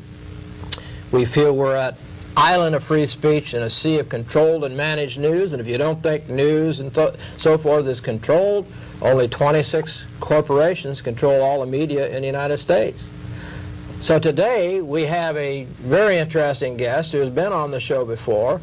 His name is Nicholas Schreck, and he has a musical group and organization called Radio Werewolf that he terms a musical terrorist organization, and he's also a revisionist writer who has written a book called The Study of Charles Manson. Nice to have you here. Always a pleasure Nicholas. to be here, Tom. How are you? What's been happening to Nicholas Schreck since the last time we met? Well, we're entering phase 2 of Radio Werewolf's operation for world dominion. And what we're waging is a cultural war right now on every front, in music, in literature, utilizing the media against itself. What we're trying to do is bring back a resurgence of the Western European tradition that has been all but lost in the world. And we're using music because that's the instrument that young people respond to right now. We're doing propaganda directly to awaken the wolf in man, because the wolf is a symbol of Western European power and fury, and that's why we use the werewolf imagery. Now you have used what you had termed neo-Gothic music in the past. Well, Gothic, of course, is a Germanic tribe, and there's a spirit to the Western people that is unique in the world. And it is a Gothic spirit, and I think that's the purest form of Western culture, and I think we keep that flame alive in Radio Werewolf. I understand you're talking about the evolution of this, that your music is getting more into the political... Well, our music, well, I wouldn't say political, because we transcend politics. Politics is merely the puppet show of human beings, and we transcend that, but we are interested in the control of human beings for our own purposes. You have a symbol on your left arm here. Could you sort of scoot over? What is this? This is the 13th rune in the ancient runic alphabet of the Norse people, and it represents Yggdrasil, the tree of life, and this is the meeting point between life and death. Is that the tree that Odin was supposed to have been crucified on? Exactly, and it's the tree that symbolically supports the universe. And the wolf's angle symbol we use as the symbol for the Abraxas Foundation, which is sort of a Thule society for the 90s. In the words of my collaborator Boyd Rice, it's a fascist occult think tank. And what we're doing is coming up with new strategies and techniques to bring this cultural renaissance into the future, into the 90s. I notice you have a wolf's ring on your finger there. Well, as I've explained, the wolf has always been a particularly Western European image, and the wolf represents the beast in man. That's what we seek to unleash in humanity, because it's been repressed and tamed by Judeo-Christian values, and that above all is what we seek to eradicate. The wolf should be unleashed. We can hearken back to Norse mythology, where Fenris, the ancient wolf god, was unleashed upon the world, and the Götterdämmerung occurred, the Ragnarok, the end of the world. And symbolically, that is what we are undergoing right now in history, an end of the old order, an end of the old world, and the beginning of a new order. The end of the economic determinist idea and moving towards race and culture? Of every idea, of every traditional idea of the past. In my opinion, we're living in a dead world. All the traditions of the past are decadent, dead, corrupt, and anyone who continues to cling to them are like maggots clinging to a corpse. So the music today, you would see it as... Music of today is absolute swill. It's designed to keep young people passive, restrained, and it's designed to tame them and keep them into sort of domestic sheep. I would separate young people today into two breeds. There's predators, which are the wolves, and there are the sheep, and that's most of them. And we appeal to an elite. We are, frankly, an elitist organization. We seek a few excellent people. We don't want a lot of dross. We don't want a lot of mediocre followers. What we want are people who are capable of action. Do you see a lot of, do you see some elements of what you're talking about in other music that's... I think the skinhead movement is a very positive step away from the decadence of the rock and drug culture that has dominated the youth so much. But as Adolf Hitler said, we seek to bring about a youth that has closed its heart to pity. All of the humanist values that Judeo-Christianity has encouraged, we want to wipe them out. It's led to democracy, social humanism, the idea of equality. All of this filth has to be wiped out if the human race is going to continue to take the next step in evolution. What do you believe that would be like if you were in control as far as your attitudes towards your own people? Well, we are in control because basically we are not a political organization, we are an occult organization. We're working behind the scenes to manipulate the way that people think. The war that we are waging is a guerrilla war on the human mind. And we use musical frequencies, the dominant frequency, which I've referred to before, and symbolism and imagery to awaken dormant aspects of the human mind. Isn't it difficult to get club dates and things like that, obviously, once... Well, we no longer are working in the context of that whole sphere of activities. We are moving into a much more elitist direction. We're only seeking individuals who are competent and who are willing to take action. There's a lot of people who will be an audience or a spectator, but we want people who will act. And so the Abraxas Foundation's been for some time? Or? The Abraxas Foundation is an organization that Boyd Rice and myself founded, and it's dedicated to bringing about the values which we consider true and determined by the natural order. And in our opinion, humanity has moved away from nature, and race mixing, genetic suicide, the destruction of the gene pool, all of that is completely inimical to the natural order. We need to return to order. Is this, could this parallel somewhat Nietzscheism and Nietzsche? Well, Nietzsche was certainly a forerunner of our thinking, because basically we're concerned with evolution, maintaining the very best of humanity and destroying weakness, destroying everything that Judeo-Christianity has succored and kept alive. We have no concern for the homeless, particularly. We don't have any concern in helping people. We're not seeking to convert people. As far as I'm concerned, in 1988, this is the cutting point. Either you're with us now, or you never will be with us. What do you think about writers like, say, Oswald Spengler, writing in Decline of the West, the cycles of civilization? I very much believe we are now in a cycle of order. The 60s, 20 years ago, represented a cycle of decay, and since my message is directly intended for young people, I would say it's about time that young people move away from the corrupt values of the 60s, the drug culture, race mixing, equality. The whole chaos of that period is ending, and we're going to see a new social movement in the 90s that will make Nazism and fascism look like kindergarten. I mean, do I have to say anything else? I mean, we could all go home. He just said it all.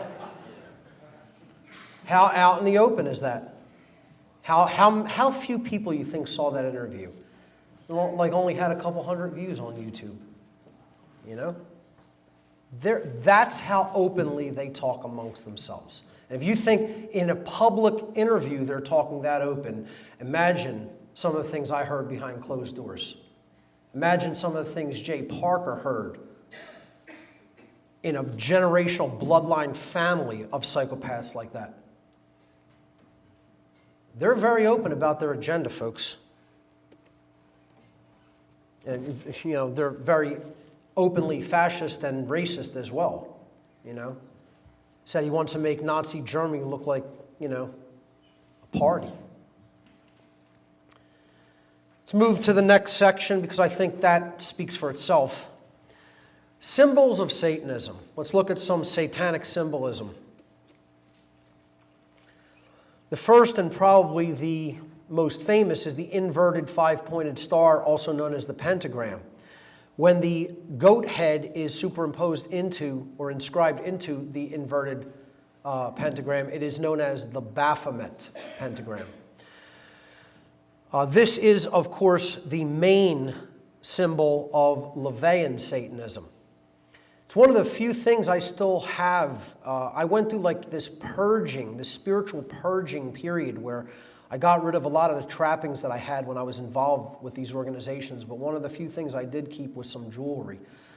Should have brought it here today. I could have showed people in person, but I still have the official ritual Baphomets that I got in the Church of Satan. They're still in my possession.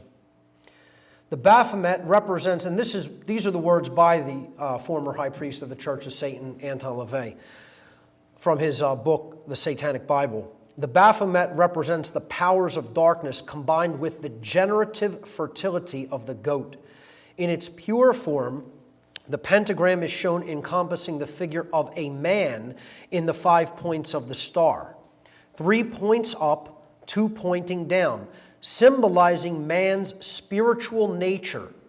You know, I mean, they're so big in talking about the natural order of, you know, dog-eat-dog world and the most brutal rules the roost. But here, in another breath, he's saying the original pentagram represented man's spiritual nature. Again, the 4 points being earth, air, water, and fire, and the top point, or the head, being spirit. In Satanism, the pentagram is also used, but since Satanism represents the carnal instincts of man, or in other words, man as just another animal, or the opposite of spiritual nature, the pentagram is inverted to perfectly accommodate the head of the goat, its horns representing duality thrust upwards in defiance, the other 3 points inverted, or the Trinity denied. And I don't just mean, he doesn't mean that in the sense of the Trinity of God the Father, Son, and Holy Ghost. He means that in the sense of the true Trinity of thought, emotion, and action, which they want to put down in others. Look at in control organizations such as the police, where this inverted pentagram is used.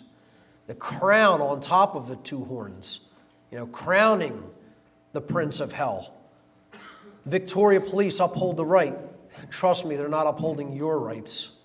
They're upholding the crown's rights, authority. Another well-known symbol of Satanism, especially when it comes to what you might call self-styled Satanists as opposed to organized network Satanists, is the inverted crucifix. This is very popular in satanic music, especially death metal and black metal. Since Satan represents the ego, which is the adversarial force preventing the emergence of Christ consciousness, many Satanists embrace the symbol of the inverted crucifix. Satanism may be seen as an ideology which is attempting to invert everything that is wholesome and good, to turn good into evil and evil into good. Thus, in the view of some Satanists, the inverted cross serves to represent this inversion of standards and morals. The hypercube is a symbol of dark occultism, not Satanism specifically, but certainly a very deeply occulted, dark occult symbol. The hypercube is one of the most occulted symbolism within all dark occultism, yet it is found prevalently throughout our society in the form of octagonal symbolism. And as we'll see, the two-dimensional projection of the hypercube, which is a representation of a four-dimensional object, is an octagon. And the octagon is one of the big satanic symbols that they use everywhere. They also use the octagon in the form of two squares overlapping each other at 90-degree angles, or the double square. You'll see that all over in control-based institutions. So in 3 dimensions, it appears as a cube within a cube. This is a 3-dimensional depiction of the 4-dimensional hypercube. You're rotating a cube in around all of its planes, around all of its surfaces. Very difficult to conceptualize in the human imagination because we live in a 3D world, not a 4D one. Symbolically, though, the hypercube represents a never-ending prison which perpetually renews itself, or in other words, hell. So this is what a hypercube does. It folds in upon itself, then there's another cube. And the outside folds around it, and then there's another cube inside. And it just goes round and round and round and round. The Matrix, The Matrix and rebooting it. So the perpetual prison is the symbol that the hypercube represents, is the concept that the hypercube represents symbolically. Here it is in the form of the double square. So the double square, this is from David Icke's book, great researcher, his book called The Biggest Secret, where he describes the double square. The double square, one square on top of another in any form, is more secret society symbolism. In the secret language of symbolism, one square on top of another means control of all that is right and all that is wrong. Again, moral relativism. All that is just and all that is unjust, man's law. All that is positive and all that is negative. In other words, we control everything. And I joked around about this at Free Your Mind 1 when I gave the presentation called Occult Mockery of Police and Military. When he's saying we control everything, he doesn't mean you, police. He means your owners. He means your dark occult masters who own the police. So there's the 2D projection of the hypercube in 2 dimensions. And you could see the outline makes the shape of the octagon, which is inside that double square. And you see this all over the symbolism of police, often put right on the head of the police, along with other dark occult symbolism such as the Masonic floor of the house wrapped around the brain. We'll get to the occult mockery of police and military later in the presentation. One of the symbols I haven't discussed prior to this is one of the main symbols of Satanism, and particularly LaVeyan Satanism, the trapezoid. In Satanism, the trapezoid represents the imbalanced, ego-driven consciousness and identification purely with the physical self. It is considered a perversion of the, quote, divine shape, the circle, since its angles total 360 degrees. In its satanic connotation, the trapezoid is considered a, quote, soul trap, symbolizing going around in circles of base consciousness. LaVeyan Satanists use trapezoidal altars in many of their rituals. And where is the most predominant place symbolically that the trapezoid is found, ladies and gentlemen? There it is. There's the trapezoid. That's the satanic symbol. That's why it is the satanic part of the pyramid and all-seeing eye, not the eye part. That eye part represents divine wisdom that they are trying to block from the world. They want to be God. They don't want the light of the Creator actually coming down to the earth and going into the people of the earth. They want them in this prison, this trapezoid, the soul trap. So the block part of that symbol, the brick that weighs us down and keeps us absolutely rigid and unyielding and not able to say that we were wrong and not able to grow in consciousness and only have one unidimensional, one form thinking, to stay in that uniform and weight of brick, block-headed consciousness. Okay? That's what the trapezoid represents. Let's look at some satanic numerology briefly. The number 9 is Satan's number in Satanism. And I've explained why this is before. I'll briefly do it again. Here's LaVey's own words from the Satanic Rituals, the book The Satanic Rituals. Despite others' attempts to identify a certain number, and he's referring to the number 666 here, with Satan, it will be known that 9 is his number. 9 is Satan's number. 9 is the number of the ego. I mean, he's telling you right here what it all represents. 9 is the number of the ego, for it always returns to itself, and he doesn't give an explanation of that.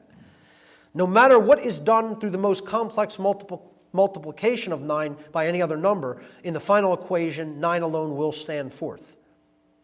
So, let's look at this chart on the left. 1 plus 9 is 10. Then if we add the 1 and the 0 from 10, you get 1. So we started with 1, we added 9, and then by adding the result, 10, the numbers in 10 together, 1 and 0, we're back to 1. So we started with 1, we're back to 1. If you take the number 2 and you add 9, you get the number 11. 1 plus 1 is 2. You started with 2, you're back to 2.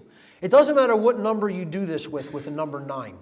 It always returns to itself, meaning adding 9 in symbolism, numerical symbolism known as gematria, is like adding 0. You never add anything when you add 9. And what does 9 represent? LaVey just told you. It represents the ego. Well, when you add the ego into anything, no value is added. You don't get any increase. It stays right where it's at when ego is continued to be added. Ego changes nothing. Now let's look at the multiplication of the number 9. 9 times 1 is 9. 9 times 2 is 18. 1 plus 8 is 9. 9 times 3 is 27. 2 plus 7 is 9. 9 times 4 is 36. 3 plus 6 is 9. 9 times 5 is 45. 4 plus 5 is 9. No matter what, it doesn't matter how complex the numbers get. 9 times anything, you add the digits, it's 9. So symbolically, what does this represent? When ego, 9, is multiplied by anything, it comes right back to itself. More ego is created, and there's no change. You started with 9, you end up with 9. Okay? So, what does this have to do with the other number that LaVey is talking about? Well, he says that we don't want to identify with that other number, 666, the so-called number of the beast. But if we look at gematria, 6 plus 6 plus 6 is 18. 1 plus 8 is 9. That means in gematria, 666 is equivalent numerologically to 9. That's why it is Satan's number, 666, 9. It's an encoded, mathematical truth. And this is how occult gematria basically works, to symbolize concepts. Very, heady, symbolic, roundabout way of explaining a concept, but, as they say, math doesn't lie. Let's look at some occult holidays. And these aren't necessarily dark occult holidays, but dark occultists also observe them. These are general occult, quote-unquote, holidays. There's 8 of them. So the occult year is based around the zodiac and the path of the sun around the houses of the zodiac during the course of a solar year. The year is quartered by the solstices and the equinoxes, which are 4 of the occult holidays. These are known as the minor Sabbats: the spring equinox, which is called Ostara, the autumn equinox, which is called Mabon, the winter solstice, which is called Yule, and the summer solstice, which is simply referred to as midsummer. At the midpoints of each season, see this cross here, these lines right here, that's the solstices, summer solstice and winter solstice, and here, autumn equinox and spring equinox. These lines that form this cross quarter the year into seasons. So when we hit the spring equinox, spring begins. When we hit the summer solstice, summer begins. The autumn equinox begins fall, and then the winter solstice begins winter. At the midpoints, pretty much the exact midpoints of each season that is created by the quartering of the year by the solstices and equinoxes, we have 4 major Sabbats, which they are known as, or occult holidays. The midpoints are considered the higher holidays, whereas those cross markers of the solstices and equinoxes are the minor holidays. Sorry, the midpoints are the major holidays. So the major holidays, the midpoint of spring is the biggest one. Spring is the season of the occult. It's considered the most important season of the occult because it's the time of the year when the sun renews and gives rebirth to the world by coming out of the tomb of the southern hemisphere. Yet, in the occult world, you only had really 2 seasons, which was separated by this line. When the sun was in the northern hemisphere, that was the season of life, because that's the planting and growing and harvesting season. And when the sun was in the southern hemisphere, that was the season of death. Okay? So things don't grow very well in the northern hemisphere during these seasons. This is the planting and harvesting season. The midpoint of spring is the major occult holiday. It is called Walpurgisnacht in Satanism. In general occultism, this day is mostly known as Beltane. And we'll get to why that is later. But it's May Day. Now, another tradition on earth shares this as its highest holiday. You know what that tradition is? Communism. The high holiday of communism is May 1, May Day, 5/1. Okay? I'd suggest it's a day everybody should be very vigilant and watchful on, because soon they're going to break out one of their biggest mass death rituals ever on 5/1. It directly connects off-world, Area 51, Communist May Day, okay? So Walpurgisnacht means St. Walpurgis's night, who was considered in some traditions a witch. It is also known as Hexanacht. Hexanacht means the witch's night. So it's known by many different names, but that's their high holiday. And much ritual sacrifice goes on during May Day, Walpurgisnacht. The other high holidays are opposite to Walpurgisnacht or May Day in the season, in the midpoint of fall, is Samhain. Pronounced Samhain, it looks like Samhain in English, but it's pronounced Samhain in Gaelic, and that is Halloween, or Hallowmas, October 31st. In the midpoint of winter, you have Candlemas, which we just passed on February 2nd, known in the United States as Groundhog Day. This is Imbolc in the old Irish traditions. It's called Candlemas in the Christian and Satanic tradition, February 2nd. The midpoint of summer is the last one, that is known as Lammas Day or Lunasa, and that is celebrated on August 1st. So these are the 8 high holidays known as Sabbats of the occult year. And again, the most important of them is Walpurgisnacht. And briefly, I'll tell you, that's called Beltane because the word Beltane means Bel's wheel. The oldest sun god's name from the Sumerian and Babylonian tradition was Bel or Bil. And I'm going to talk about that name extensively later in the presentation. But that is why, the major Sabbath of May 1st, or Walpurgisnacht, also known as Beltane, is considered the highest occult holiday. It is the holiday after whom the sun god Bil or Bel was named. And it means Bel's wheel, meaning the zodiacal wheel of the year. Let's look at some dark occult rituals. And I'll talk about just the general types of rituals that Satanists conduct, but they're not really that exciting. Not as exciting or dramatic as you might think. The big rituals are the ones that we don't even look at as rituals, In the branch of Satanism with which I was involved, rituals were essentially viewed as psychodramatic gatherings of sympathetic energy. I know that's a big mouthful there. But in other words, it's almost like play acting, where you're gathering energy and you're trying to direct energy. You're channeling energy. And you're trying to focus it and use it for a particular purpose or goal. This energy could then be harnessed and directed toward a given cause or goal.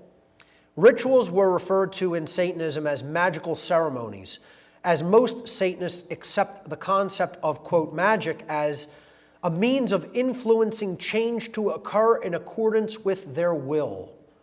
Now, I've talked about the difference between magic and sorcery in my work, and they both have the same definition: the ability to influence change to occur in accordance with the will. What makes it magic and what makes it sorcery? Well, real high magic is aligning your will with the will of creation, which is the evolution of consciousness. Then it's magic, if you're influencing change to happen for that reason. If you're doing it for your own selfish purposes, your own lowercase w will, then that's sorcery. So Satanists basically conduct sorcery. They call it magical ceremonies, but they're sorcery ceremonies. Rituals in LaVeyan Satanism were divided into 3 basic categories.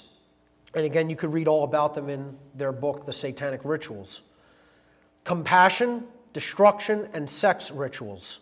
Compassion rituals are held to influence agendas in favor of the grotto's desires or the desires of the wider satanic network.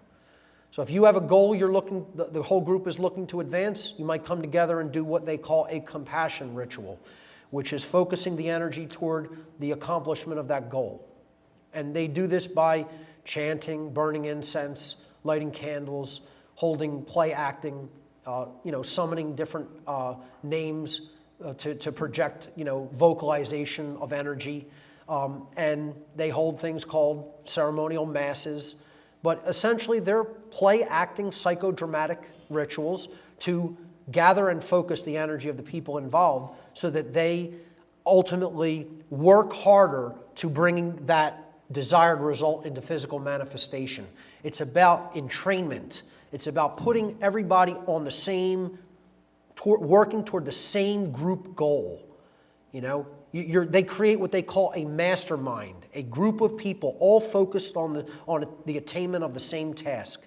They're very, very organized and on the same page in this regard. And I've talked about in my work how humanity is not. Everybody wants a million different things, but they don't want to end slavery on the earth. They don't want to understand rights and then actually protect their rights. They're all living for all these different purposes of hedonistic pleasure pursuits, but we don't come together for the right reasons. These people all come together and act of one accord for all the wrong reasons. That's why the universe is technically granting them what they want. because the universe will grant the desires of what people want if they all come together and none of them are divided. And not only that, but they're not divided inside internally about what they want. In other words, their thoughts, their emotions, and their actions are perfectly in alignment. There's no contradiction. They don't say they want this, and then their emotions and actions betray what they say they want in their thoughts.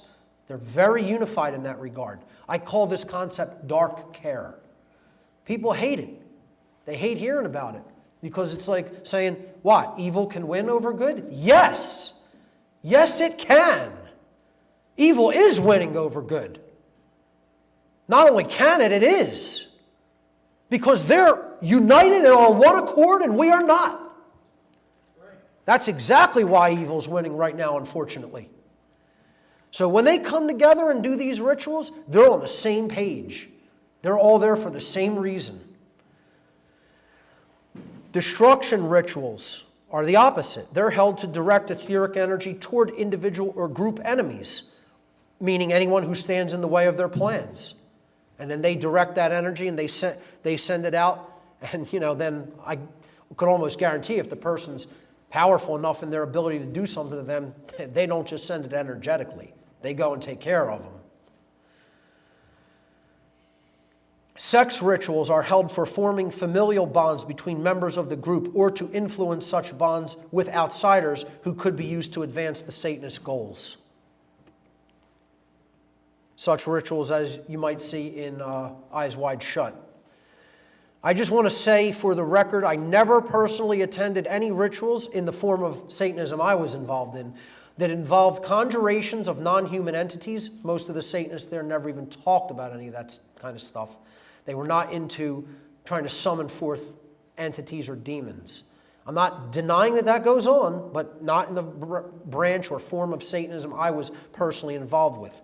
Nor did I attend any ceremonies involving any type of non-consensual sexual activity or sexual activity with minors. I do not deny that such rites do occur, because they do. But they did not occur at my level of involvement with dark occultism. Here's the real kind of rituals that go on that are satanic rituals that are performed every single day, and people don't even look at them as rituals. And they don't look at the places that they are performed as temples or churches of the dark occult. Political rituals.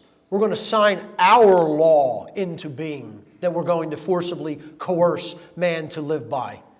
We're going to do it in our temple on the Capitol Hill. Capitoline Hill, because we're the gods of this society.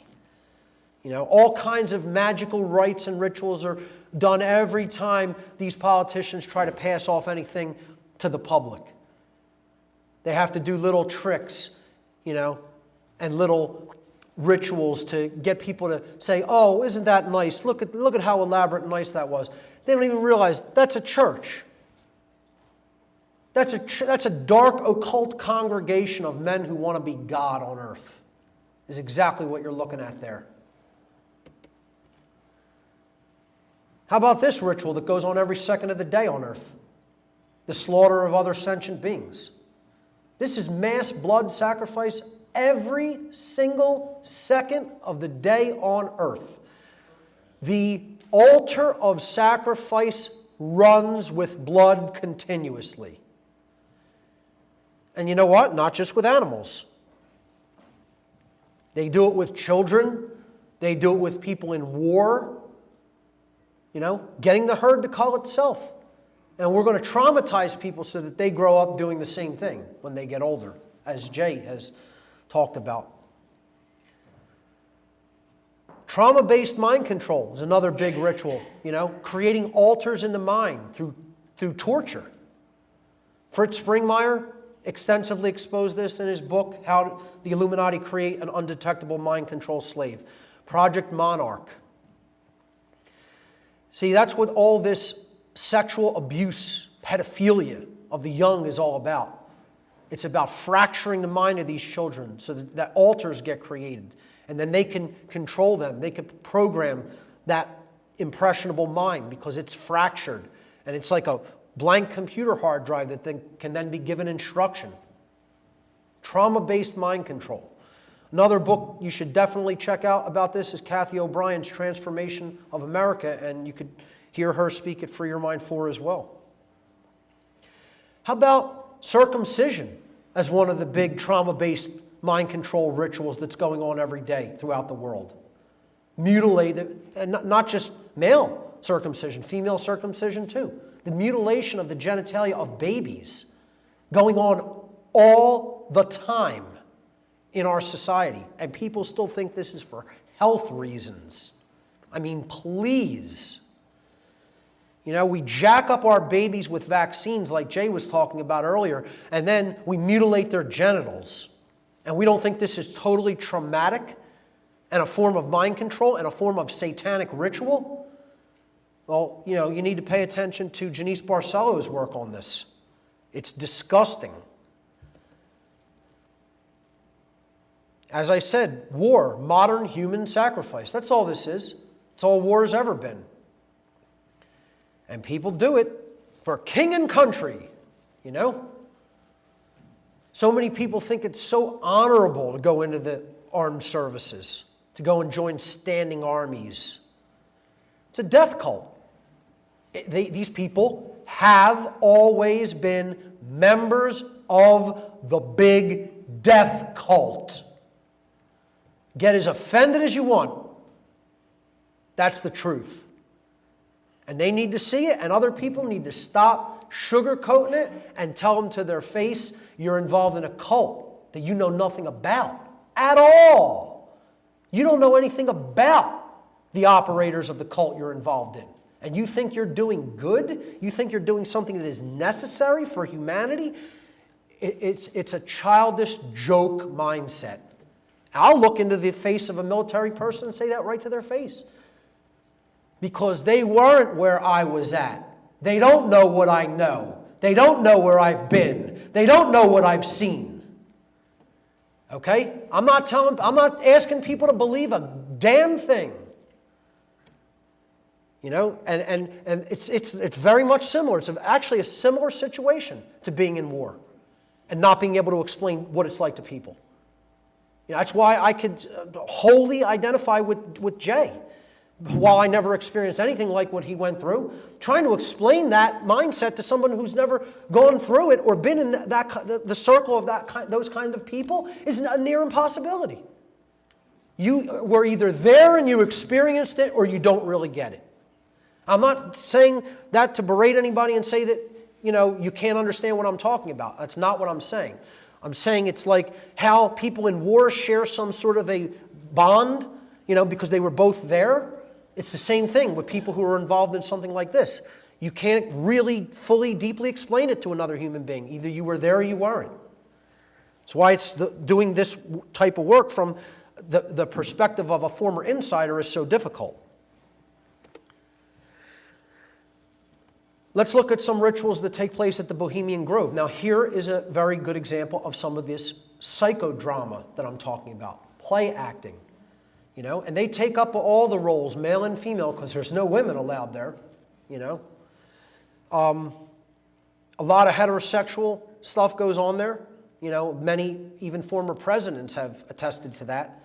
They bring a lot of male prostitutes in there to service the politicians and also compromise them, bring in very, very young men into there and compromise politicians and other people in influential positions of power in society with sexual rights with minors, and then, you know, get pictures of them there doing those acts, and then they own them for the rest of their lives.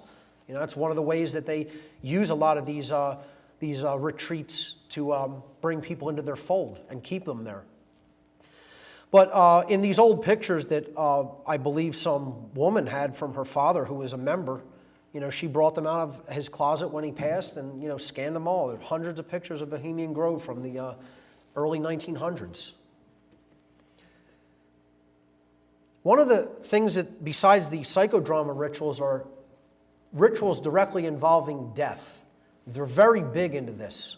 That's why they call these cults the cults of death, the cult of death. I mean, that's one of the names that this dark Satanist cult is referred to as, simply as the cult of death. I call it the cult of the black sun. as some other researchers do. Because ultimately that's what they worship, the dark side of the sun, the dark side of the light, the dark side of knowledge. I mean, you see that they clearly go through some very strange rituals of, death and rebirth. This hanging ritual here. I can't claim to understand it. I was never involved at Bohemian Grove, but I'm telling you, the things that they're involved in, they look deranged, and it's just not normal behavior. This isn't just like, some fraternity thing that, a college fraternity is doing. These are the power brokers of the world engaged in this stuff. Of course, the big ritual at Bohemian Grove is known as the cremation of care. The cremation of care. And just think about the name of it. We're going to immolate, burn to ashes, the dynamic of care in the world. All the power brokers of the world who have to unite on this globalist agenda, coming into this big power broker club for 2 weeks of the year, performing, who knows what twisted, deviant, heterosexual sex rites that they do, okay? Making deals behind the scenes, politicians attend it, people in military, law enforcement, you name it, attend it, and then they culminate this at midsummer, the summer solstice, okay? One of the Sabbats of the occult year, with the ritual called the cremation of care, which they get together and they burn allegedly in effigy, and I do believe it is just an effigy because there are other rites taking place away from this. This is about the focus of this energy, so then the real rituals that are taking place in other areas of this forest are actually sucking the energy from this focal point of the cremation of care. All of these people are there to say one thing. We are burning our conscience away because we are going to be asked to do things during the course of a year that are going to be harmful and disastrous to other people, and we have to continuously renew our resolve. And not just that, we have to forgive ourselves for what we are about to do. This is known as a reverse absolution ritual. In other words, I'm going to forgive myself now for the harm I'm going to visit upon someone tomorrow. And that's what these twisted bastards believe. That's what this ritual is all about. Probably the clearest photo ever taken of the cremation of care ritual at Bohemian Grove, brought forward by, again, someone who was a family member of a person who was actually involved. The photo on the left was taken from Alex Jones's infiltration of Bohemian Grove about a decade ago. Here's the biggest satanic rituals that are ever conducted. People want to talk about rituals conducted in some McMansion on the Pennsylvania-Maryland border, in someone's home. That's nothing. These are the real rituals. These are the real satanic rituals, folks. Not what Anton LaVey wrote about in the book, The Satanic Rituals. False flags are mega rituals, rituals of manifestation, where these dark occultists are bringing out a problem, reaction, solution event to get what they want, to get the public to give them what they want. They don't even have to take it by force when they conduct these rites. And people are still fooled. They're still fooled by them. The Gulf of Tonkin never happened. And we're still fooled by these so-called shootings that are happening, some of them without even victims, without provable bodies or victims. And their solution is to take people's ability to defend themselves with firearms away. Because what? You put some psychopathic, mind-controlled monarch, slave, up to shooting some people? So you're going to take my gun so I can't defend myself from the big cult? I don't think so. Not while I'm breathing. These are the big rituals of the world, folks. And people need to start talking about them as rituals, as death rituals. because that's what they are. And here's the time to watch for them. It's something that myself and other researchers have brought forward and explained to people. This is the time period they do this stuff.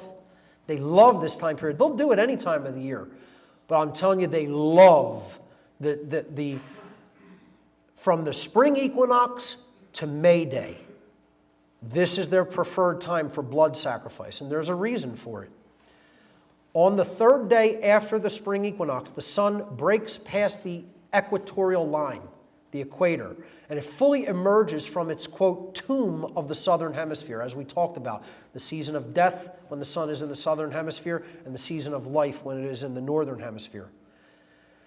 This represents the sun, quote, rising from the dead, Christ rising from the tomb, to begin its journey toward its highest power at the summer solstice, when they do their cremation of care ritual on midsummer.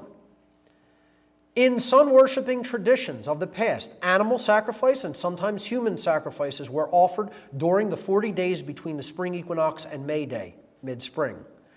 This is the planting season of the year, and the sacrifices were made to the sun and earth, who were viewed as great spirits, to ensure a bountiful food harvest. The 40 days between March 22nd and May 1st are known as the occult season of sacrifice. 40 days is a significant time period in biblical and occult terms. Be particularly vigilant for false flag, mega ritual, mega death ritual events during this time, this 40-day period. And they are human sacrifice rituals. That's exactly what they are.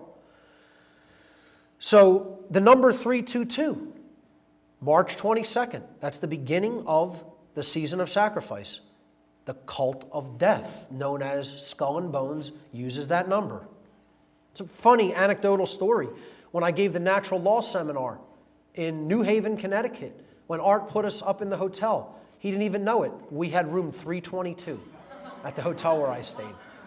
And hey, that's where Skull and Bones is at. It was almost like they were saying, "Hi, Mark. Thanks for coming." So this is the time period really to watch for blood sacrifice rituals, mass blood rituals.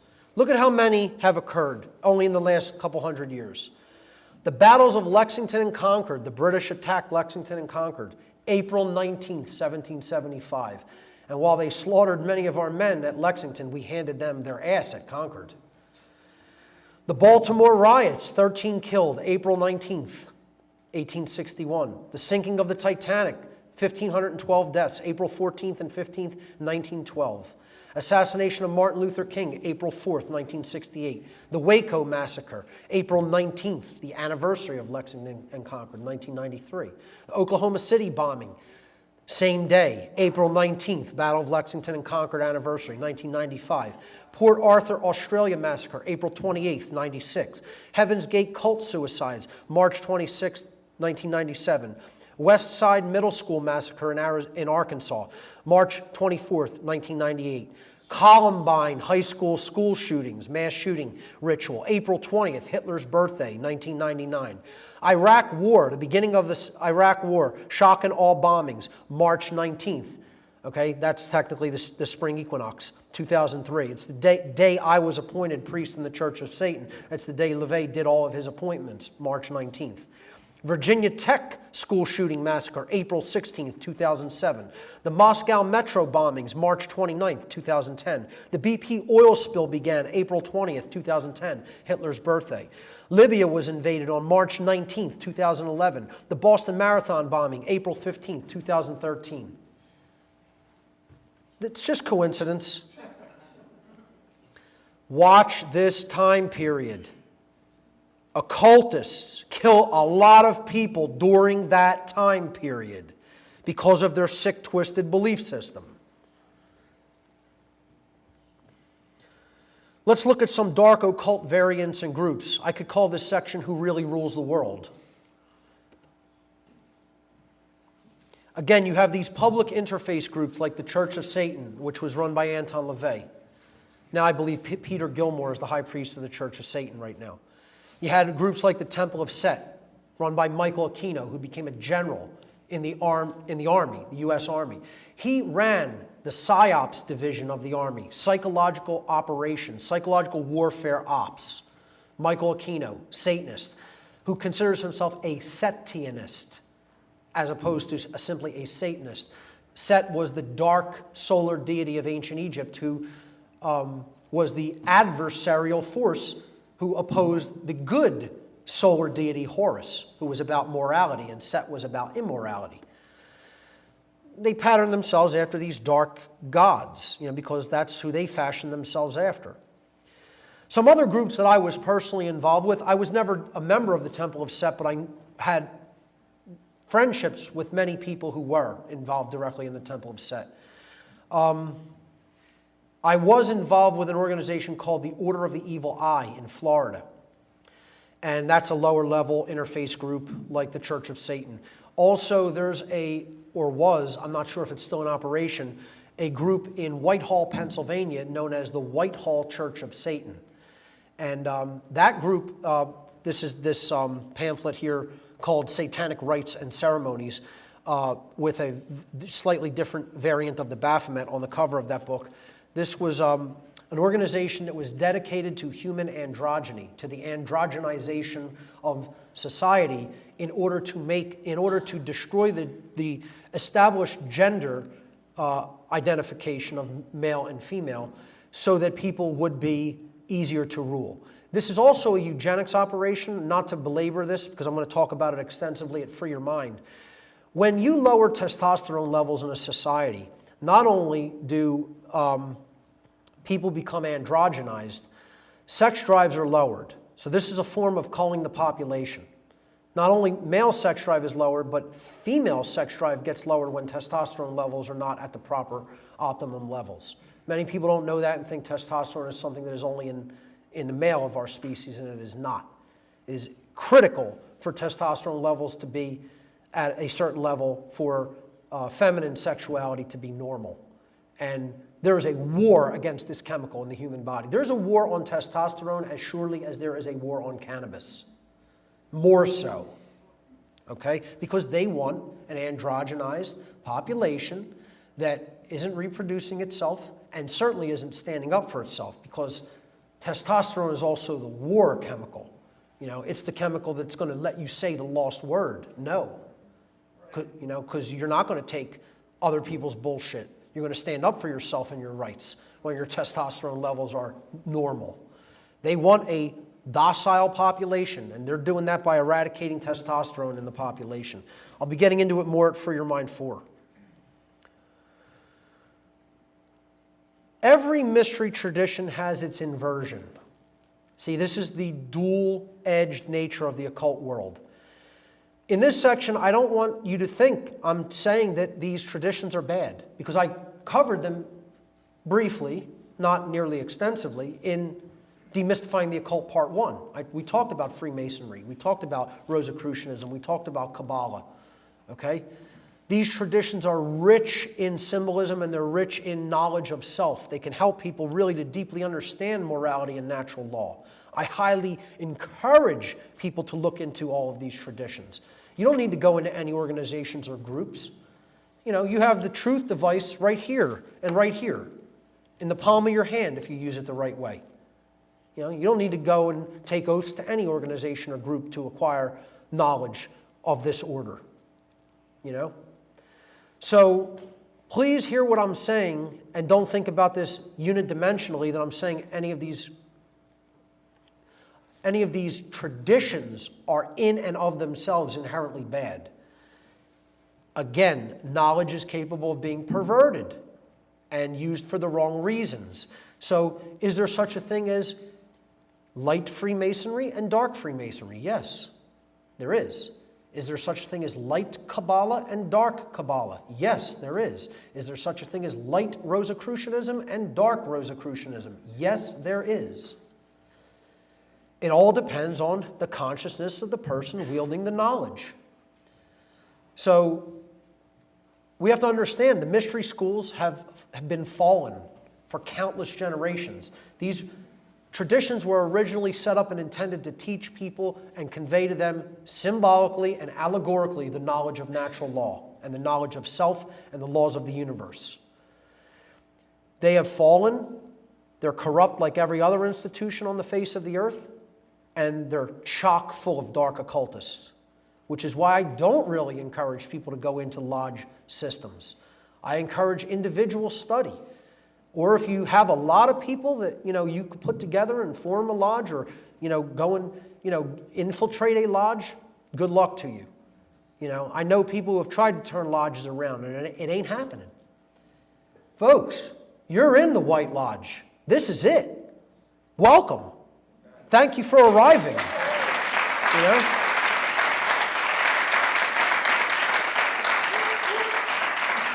Here's the thing.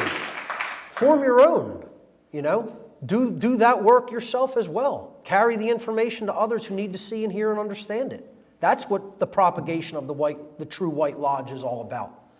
People say, Mark, where's all the good aspects of this tradition? Where's the positive lodges? I'm like, hey, take a look around. You're there. You found it. Congratulations. So, I call dark Freemasonry, I just call it dark Masonry. I don't even refer to it as Freemasonry. I look at true Freemasonry as free Masonry. It's about building freedom. Then there's the dark builders, and they're not working toward building a society based in freedom. A lot of the founding fathers were Freemasons. I consider them certainly of the light variety. Kabbalah, powerful tradition about the reception of natural law, and that's what it means, reception. It is about the reception of the divine light. Is there a negative aspect of it? Yes, there is. It's called klipot, klipotic Kabbalah. Look up the klipot. It's spelled Q-L-I-P-P-O-T-H. Sick stuff. Satanic stuff. It's derived from the same knowledge. Just psychopaths and lunatics took it and used it to their ends. So every tradition that has a light side is capable of falling and having a dark side. Higher level dark occult organizations, we already briefly talked about these guys. The Order of Skull and Bones, known as the Order of Death at Yale, up in New Haven.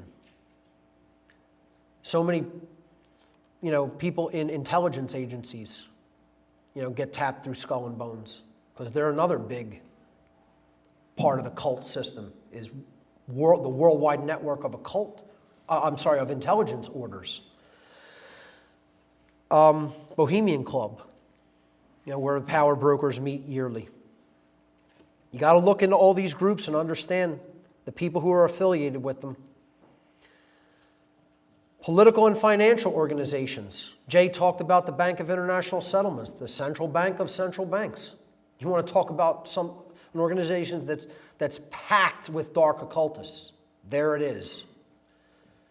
And I believe they operate out of Switzerland. The Trilateral Commission, the Council on Foreign Relations, the World Bank, the International Monetary Fund, the UN, the Federal Reserve System, worldwide communism and worldwide Nazism. And let me tell you something, folks. You think that these ideologies have anywhere near been defeated or taken care of in the world, you're out of your damn mind. Because they are so on the rise, communism and Nazism are in total control in this country. And I'm telling you, neo-Nazism is big time on the rise. Not only here, but in Europe, heavily. Some of the people involved in these political and financial organizations, the Rothschilds, especially Jacob and David. Here's the Bush family, former Baron Rothschild, the Rockefellers, David Rockefeller, the whole cult of Saturn, the black-robed cult of Saturn, the judiciary class. Here's a Satanist that I actually saw at a ritual, Alan Greenspan, former director of the Federal Reserve System. These are people who are all involved in this dark cult. They're involved in it at high levels. They're making policy decisions. They're shaping how money operates in the world. They own the monetary system. They own politics. They own the banks. They own the courts. They own it all. It's all their inventions. They invented this whole system. We didn't invent this system to enslave ourselves. This big cult did. Thousands of years before any of us were born. Tens of thousands. High-level think tanks and intelligence agencies, you know, and they're endless. You know, I got so depressed making this presentation, folks, and I don't mean to, I know this is all heavy stuff. I'm actually going to end with some humor later, so as not to, you know, make it a total, you know, sledgehammer. But I got depressed making this because I'm myself realizing, and, you know, me and Jay have had discussions about this, you know, some heavy discussions, some lighthearted ones, about how many people are involved in this cult. You know, when Jay throws the numbers out there, I'm like, dude, you're out of your mind. You think that many people are involved. There's nowhere near that many people involved. And when I'm doing the research for this presentation, I'm starting to realize maybe there are as many as people as he's saying who are involved. You know, his numbers are 10 to 12% of the human population. And, you know, I mean, I hear that number and I just want to like melt into a puddle, you know. It's like, if it's that much, we're in a lot of trouble, people.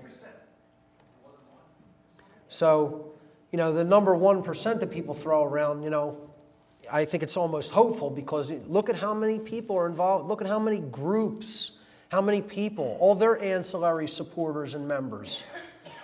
People are involved in this cult at low levels, but there's many of them in the low level areas of it. Tavistock Institute of Human Relations, the NSA, the NRO, whose symbolism, whose dark occult symbolism I broke down in my first Demystifying the Occult seminar. The CIA, the Club of Rome, the big eugenics arm of the operation. You want to talk about who's directing the eugenics and epi-eugenics agendas? You need to look no further than the Club of Rome. CIA, NASA, and of course our friends at the Bilderberg Group, you know, who comprise high-level power brokers in just every area. You know, media, education, finance, entertainment, politics, etc. Technology even. The so-called royal bloodlines, and I put royal in quotes because there is no such thing as royalty. Royalty is absolute nonsense. Nobody's special because they have special blood. If you believe that, you know, you're in the satanic mindset. You know, nobody's genes are special and grants them the right to rule over other people. It's hard to believe how many people still accept this and how many royal families there still are in the world. All over Europe there's ruling royal families. And people say, oh yeah, they're just figureheads. They're just figureheads. Queen of England's estimated net worth is $17.5 trillion. It's just a figurehead. There's no power in that kind of money. There's no power in that kind of wealth. It's not like you can buy politicians with $17.5 trillion. I mean, come on. I mean, and people actually believe that nonsense, you know? These people are people who think they're God. That's the only thing that makes them quote-unquote royal. You think you have some divine right that you don't. They're jokes. They're inbred, mentally deranged jokes. I'm directly saying that. Me, Mark Passio, is saying that to all the royalty of Europe. You're insane, mentally deranged, psychopathic, parasitic, inbred jokes.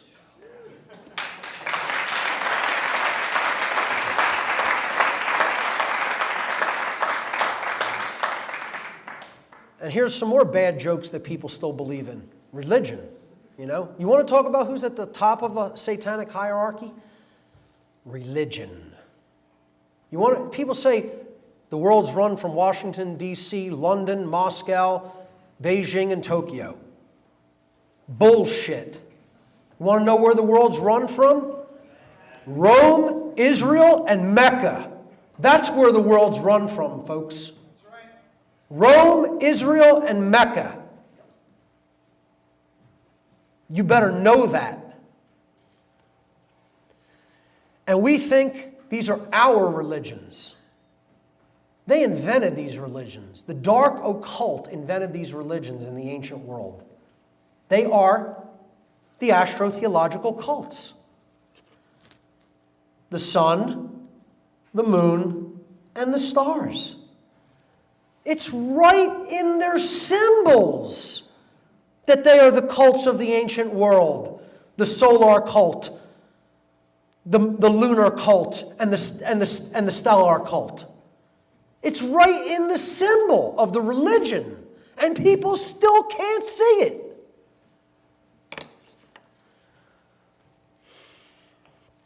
You know, you got to look into some of the other occult orders that are hidden within some of these religions. You know, like Opus Dei, like the Jesuit order, the Society of Jesus, you know, depicted here by the Black Pope, you know.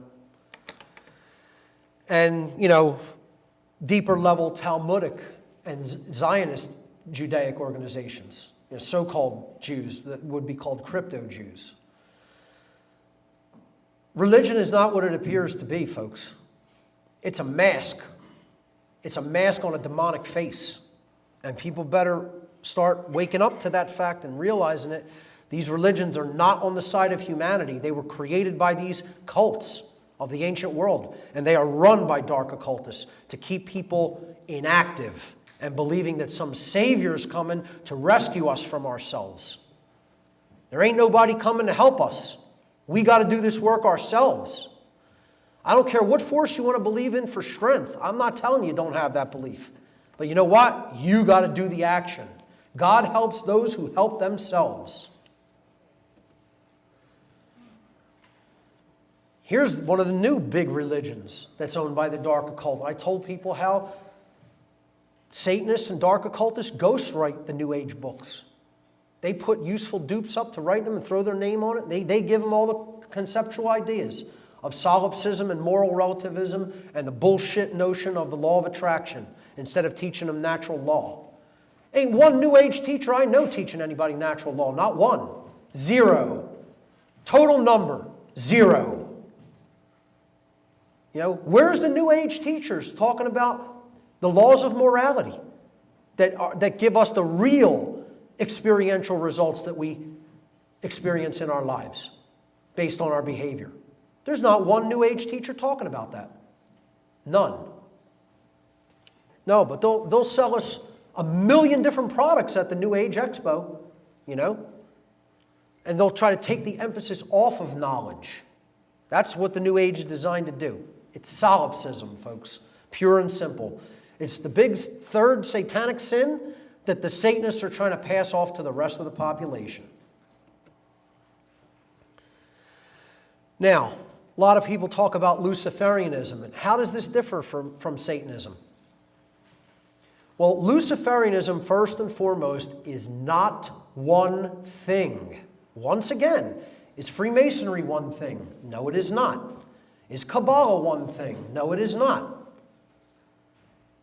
Is Rosicrucianism one thing? No, it is not. Nor is Luciferianism. There is a dark side of it and a light side to it. So let's just talk about the name, where the name Lucifer derives from. The name Lucifer is derived from the Latin noun lux, meaning light. Again, this is all about vision, light, the ability to see. The ability to see light from darkness. The second part of the word Lucifer is derived from the Latin verb ferre, which means to bring or to carry, to ferry something.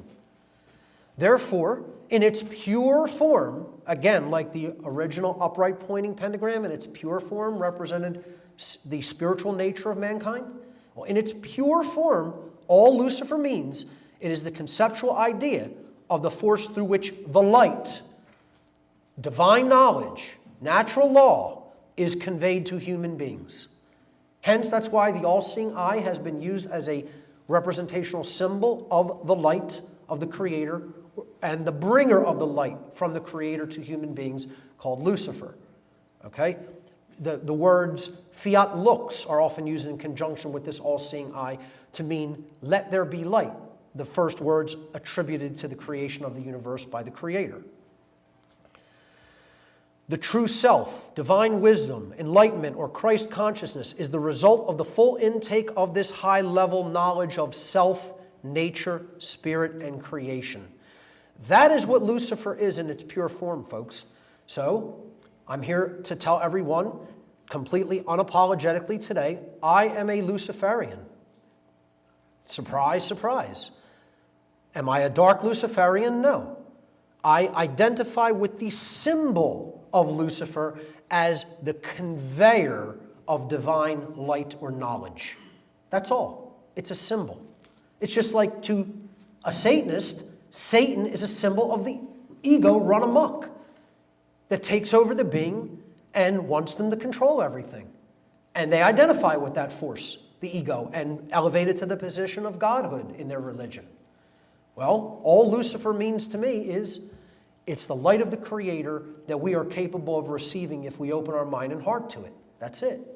I don't care whether you have this notion stuck in your head that it's a bad, evil thing.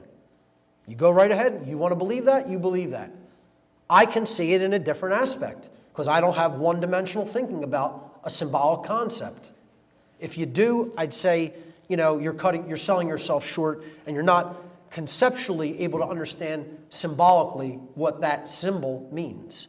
Now, does that mean there aren't dark Luciferians? No, because there most certainly are. And that's who's running the world at the highest levels. So I would look at myself as a light Luciferian or a positive Luciferian, however you want to look at it, a pure Luciferian, as the enemy of these people, as the opponent.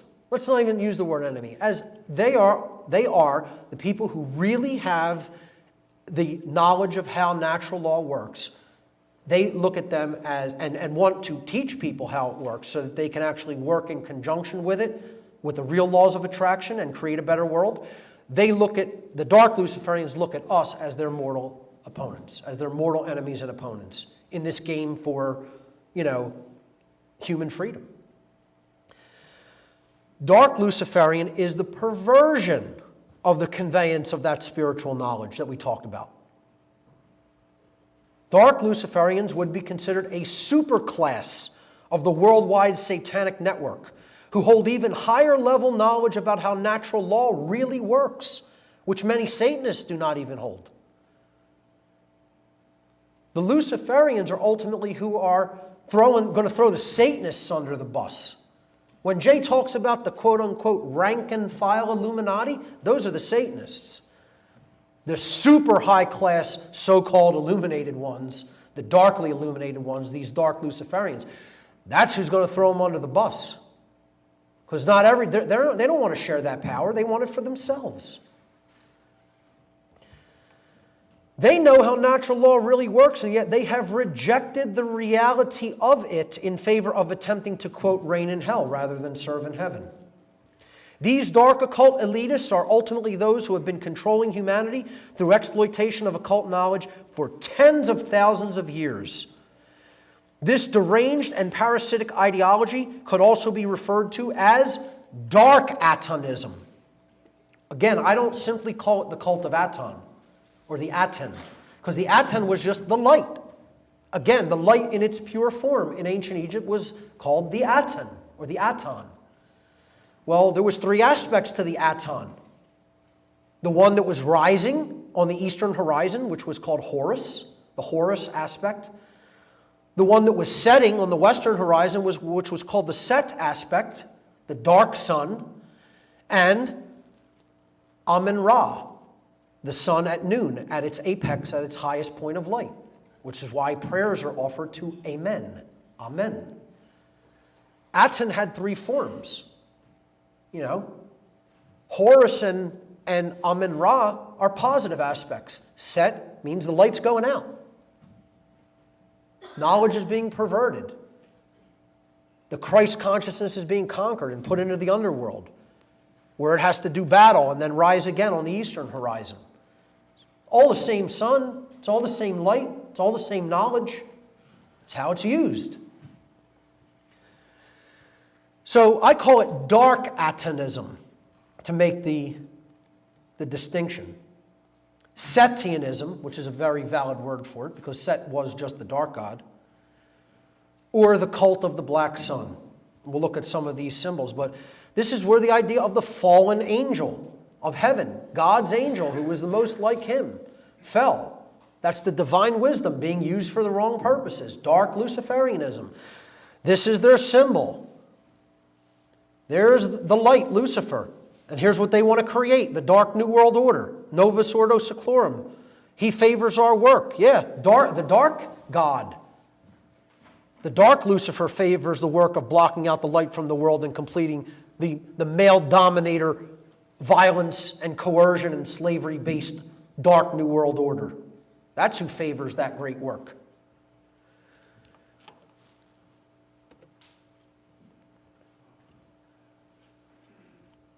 Dark Luciferian symbolism.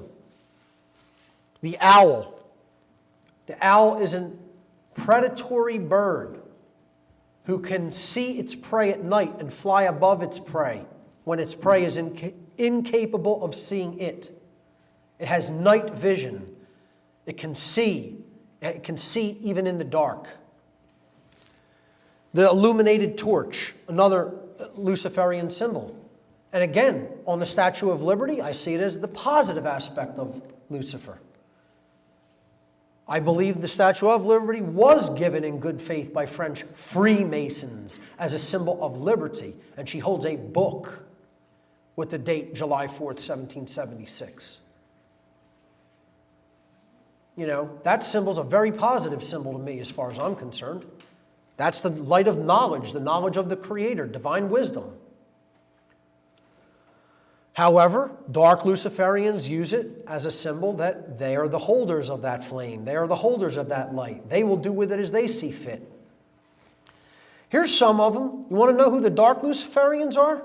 Oh, somebody got some good shots of them at Bohemian Grove. Here they are before like a 50-foot Buddha statue, and they're burning some kind of an animal sacrifice on this altar here. And they're all in white robes. You know, not like the Satanists in dark robes. You know, that's the Illuminati. These are Illuminati members of the early 1900s, folks. That's what they look like. And you'll notice they're not all white men. They're not all white men. They're from every continent on the earth. That's the other thing I want to take a minute and talk about. People think, oh, this is all just rich white men in this cult. Yeah, that's what you think. Let me tell you something. There's people from every race, ostensible religion, background, economic class, gender. It doesn't make a difference. There's people from all over involved in this cult. Has nothing to do with a particular type of person. Okay? And you could just look at all their faces and you could see they're from every continent of the world is represented by that priest class. I think people should definitely look at these photos more in depth. I'm going to get to a couple more of them later. But this is another one of the dark Luciferian symbols, and I think this is the symbol of the whole worldwide dark cult, the cult of the black sun.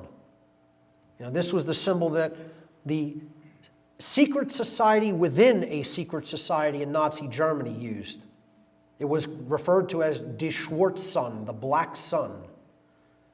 And that was the occult order that ran the SS, which ultimately ran Nazi Germany. And Himmler was obsessed with dark occultism. And Michael Aquino, member of the Setian Temple of Set, you know, other identified dark Luciferian organization, brags about how he has artifacts from Himmler, you know, that were used at Wewelsburg, and he used them in ritual, you know. Because that's another thing. Eugenics, fascism are huge in the dark occult world.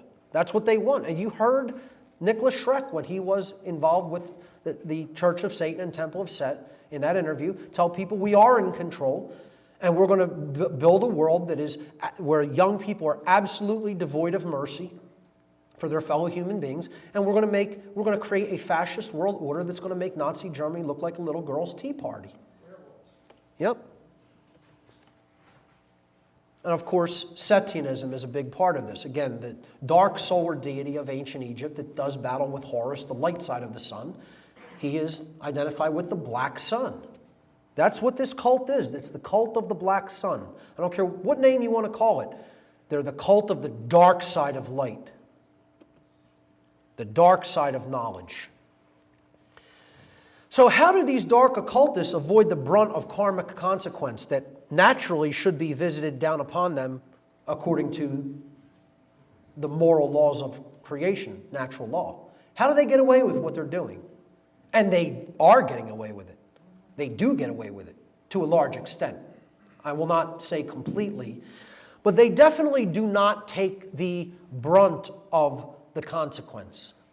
In other words, like if we were going to ram into a building with a big tank, you know, and a whole bunch of people in the front were going to have to take the brunt of that force and probably get killed, okay? Well, they're way in the back, okay? But they're driving the tank, okay? They're getting other people to take the brunt of that consequence for them. And it's because they know how natural law works. These people consciously know that what they're doing is wrong. They know the difference between right behavior and wrong behavior at the highest levels. They don't think it's relative. They even pass the notion of moral relativism down to their adherents of their religion. That's how they form a cult, based on an erroneous belief system. A cult is a religion that's based on an erroneous belief system whose membership does harm to people that don't subscribe to that religion. It's the definition of a cult. The dark Luciferians at the highest level of the dark occult know the difference between right and wrong behavior. That right behavior is moral because it is in alignment with natural law, and actions that are that are rights don't cause harm, don't result in harm to other sentient beings, period. That's what a right is, an action that does not cause harm to another sentient being. And they know that wrongdoing is in opposition to moral law, in opposition to natural law, and that it does result in harm to other sentient beings. They know this. They have rejected natural law. They have rejected all of its expressions. They know that they can only build chaos and control and slavery by using the dynamic of fear and ignorance in society. But they have chosen in their absolute willful disregard for natural law to create a prison within creation and rule the prison. And this is because they so want to be able to do whatever they want unchecked. This is how crazed the ego is. In other words, they know there is a moral consequence in nature for doing harm to others that cannot be avoided. Karma is real, it operates, and it cannot be avoided in nature.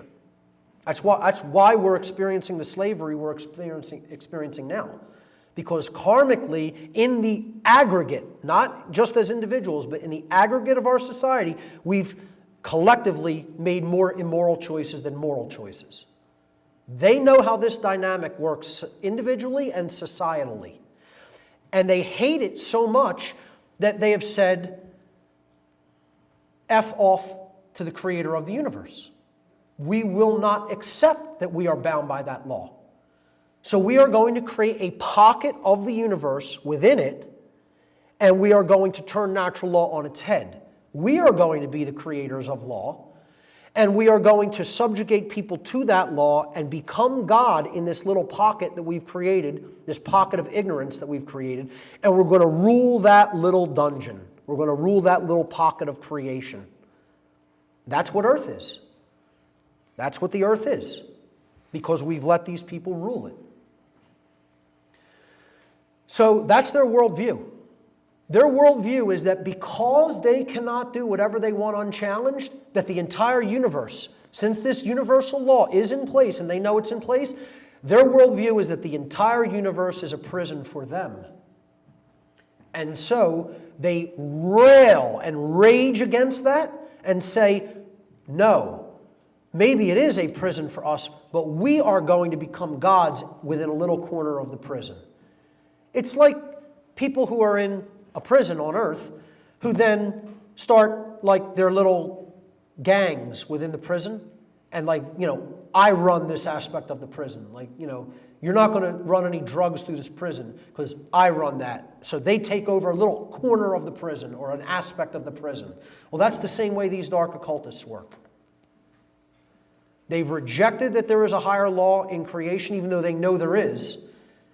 They so don't want to be bound by it that they have chosen willfully to, through confusion and through keeping other people in ignorance of those laws, to try to become God within a little pocket of what they consider a prison. Now, that's an erroneous worldview. The world is not a prison. The universe is not a prison.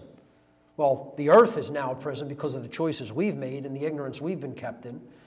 But it doesn't have to be. The universe is not a prison because it is governed according to law. The universe is a paradise because it is governed according to law. I'll say that again. The universe is not a prison because it is governed according to natural law. The universe is a paradise because it is governed according to natural law. And if anybody continues to think of this dark Gnostic version of the universe as hell, that everywhere in the universe it's just this prison for souls. It's this, you are subscribing to the dark Luciferian worldview. The worldview which actually keeps the earth a prison. Okay? Natural law is in place so that the beings that are within creation, who are granted free will and the ability to understand the laws of creation by the creator of the universe, natural law exists for the optimum benefit of those beings, so that they can create a just world where the beings within are equal according to rights. And when you live in a society like that, freedom is generated, peace is generated, harmony is generated, safety is generated, prosperity is generated. In other words, heaven. Everything we say we want. Natural law and understanding it and living in alignment with it is what brings all those things. So how do these people get away with creating this little pocket of the prison? They're not actually doing it, folks. They're getting other people to do it for them. They're getting their slaves to build the prison for them. And this goes to the issue of moral culpability. Who is more morally culpable? And moral culpability means you are determining who is at fault or at blame or deserving of blame for actions that were performed that resulted in harm to other beings. That's what the moral culpability of a behavior is all about. You're figuring out who did this behavior and caused that harm, and therefore they're responsible. That's what culpability is. It's from the Latin culpa, meaning blame or fault. So I always ask the question, who's more morally culpable? Not who's culpable at all. Both parties are culpable. Both parties contributed to the harm and therefore are at fault. Who's more morally culpable? The order giver or the order follower? It's another thing many people don't want to hear, but the order follower is always more morally culpable. And there's a reason. The order follower always bears more moral culpability than the order giver because the order follower is the one who actually performed the action. They did it physically, in physical manifestation. And in taking such action, actually brought the resultant harm into physical manifestation. Order following is the pathway to every form of evil and chaos in our world. It should never be seen as a virtue by anyone who considers themselves a moral human being. Order followers have ultimately been personally responsible and morally culpable for every form of slavery and every single totalitarian regime that has ever existed upon the face of the earth. Once again, folks, get as offended as you like about that statement.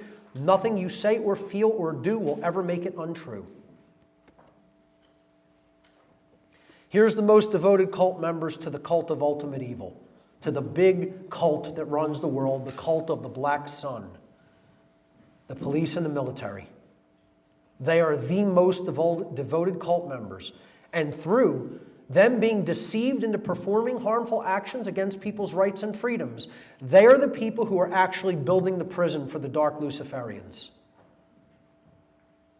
A cult, by definition, is a system of religious veneration and devotion which espouses beliefs that are dangerous, especially to the lives, rights, and freedoms of those who are not its members, who are not in the cult. And the people who pose the greatest threat to me, who have always posed the greatest threat to me personally and to you personally, are the police and military. They are the people who are always going to come knocking at a totalitarian regime. Not the bankers, not the politicians, not the judges, not the lawyers. They're going to be hiding in a hole somewhere. They get the police and military to do their dirty work. That's why they call it a police state. They don't call it a judge state. They don't call it a lawyer state. They don't call it a politician state. They don't call it a banker state. They don't call it a corporation state. They call it a police state. Because the police are the ones who are actually doing the harm to that society through their behavior. I laugh when people accuse me of trying to start a cult with what I'm teaching here. You know, this debate goes on in social media and stuff like that. And I have to just laugh hilariously. It's good comedy. You know, it does put a chuckle on my face because it's like, what kind of a good cult leader am I when I'm trying to expose the techniques that cults have been using for tens of thousands of years upon the human species? I'm going to make you aware of all of those techniques, yet I'm trying to start a cult? I'm trying to destroy all cults. I'm trying to destroy all cults. Cults are the damn problem on this planet, and they need to go away. I'm not looking for followers. I want people to be their own leader. I don't even want to have to be up here on this stage talking. I know this stuff. You know? The amount of sacrifice of time that has been put into what I've had to do to get this information out to people. It's like, you think that's enjoyable? That's the other thing I laugh about. Family members of mine or so-called friends, acquaintances will say, well, you're doing what you enjoy doing. You're interested in it. I'm like, what drugs are you on and how bad are they? You know, you're not even doing any good drugs. You know? I mean, seriously. You think I enjoy this? You think I want the world to be this? You think I want this job of telling people that this is the world? Yeah, it makes you real popular. Folks, these cult members are the supporters of slavery, plain and simple. Not mincing any words, period. That's what they are. They are the supporters of worldwide slavery. Just like these Satanists are the supporters of slavery. But there's way more of these people than there are of them. And they're actively doing their bidding. They're doing the actual behaviors that lead to slavery.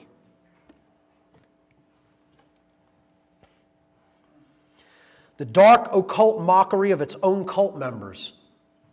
You know, not only are those the people who are the supporters of slavery, not only are they doing the bidding of the masters of the world, but they're being ritualistically and symbolically, occultically mocked by the very people who they are serving.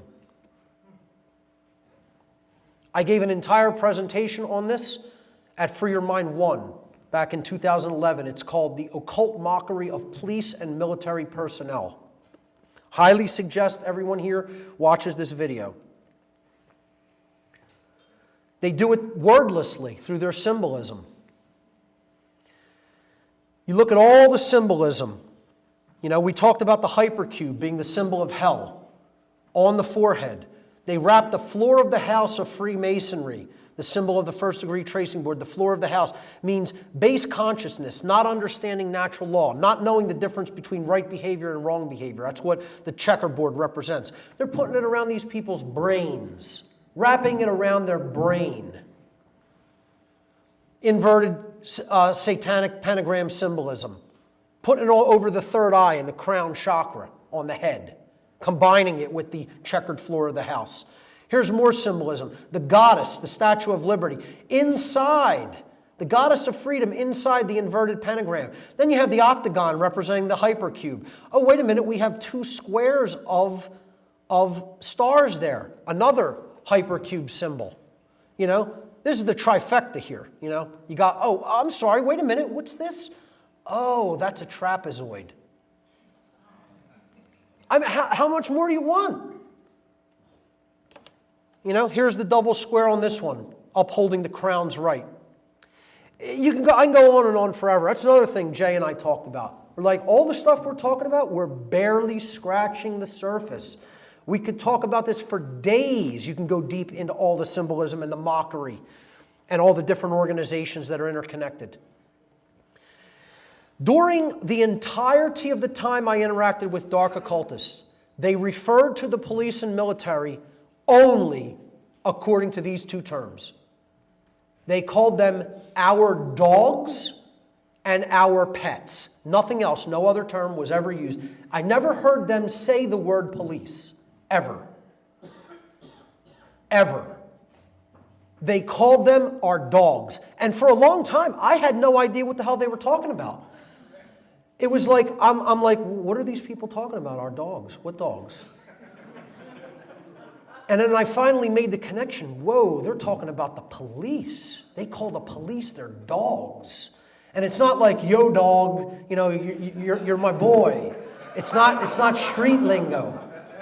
They're calling them animals that are easily made into obeying their commands because they break their will. And they symbolize this by giving them dog tags in the military. This is a perfect representation of how dark occultists see the police. If I drew that, it could not have been any more perfectly represented. I don't know who did it, but whoever drew that knows exactly how dark occultists think about cops. Exactly. Okay?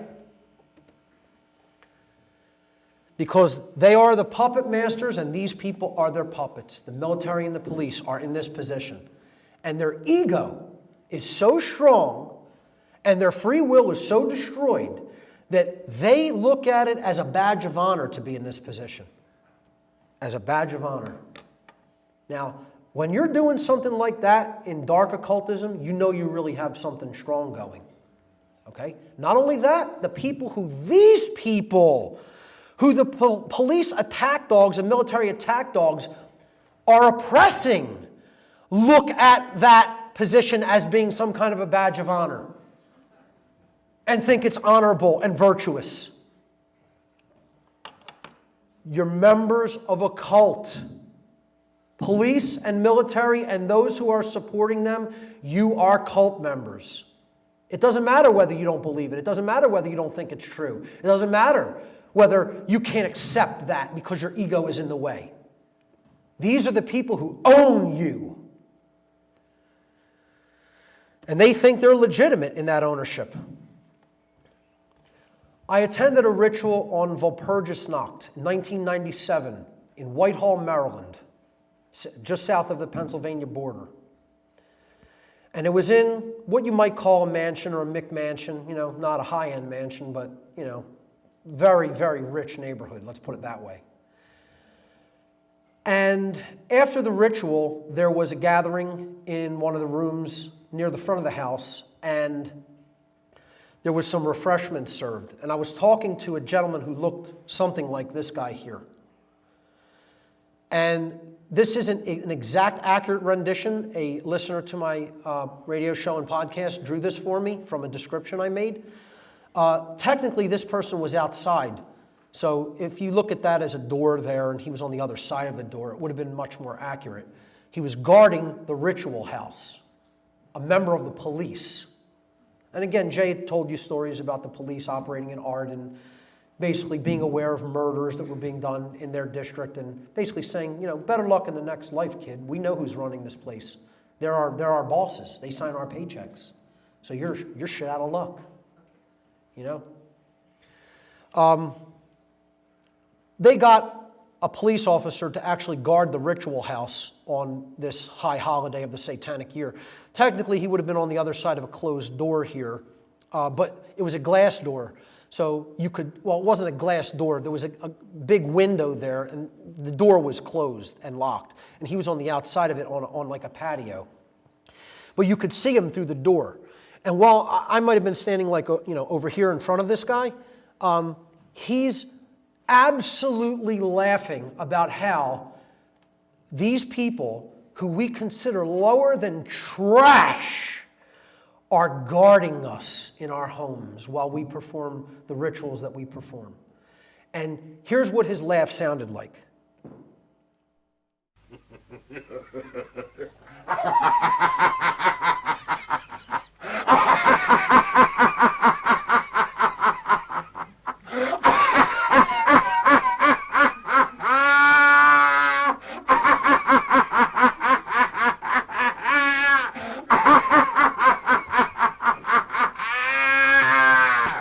Almost identical. The choking or gagging aspect was even more like heightened because he was like eating while he was laughing. He was eating and drinking while he was laughing, like food in his mouth, okay? Like a gluttonous slob. And I'm telling you, you know that cackle or that force, like you can't even draw, you're laughing so hard you can barely draw another breath in. That's what it sounded like, okay? This is what these people think of the police. And you know what? Can't say I blame them. I think about them the same way. They're that big of a joke. You would enslave your own kind. What bigger kind of a joke is there? What kind of lower form of life is there than that? You deserve to be laughed at like that. You deserve to be laughed at like that.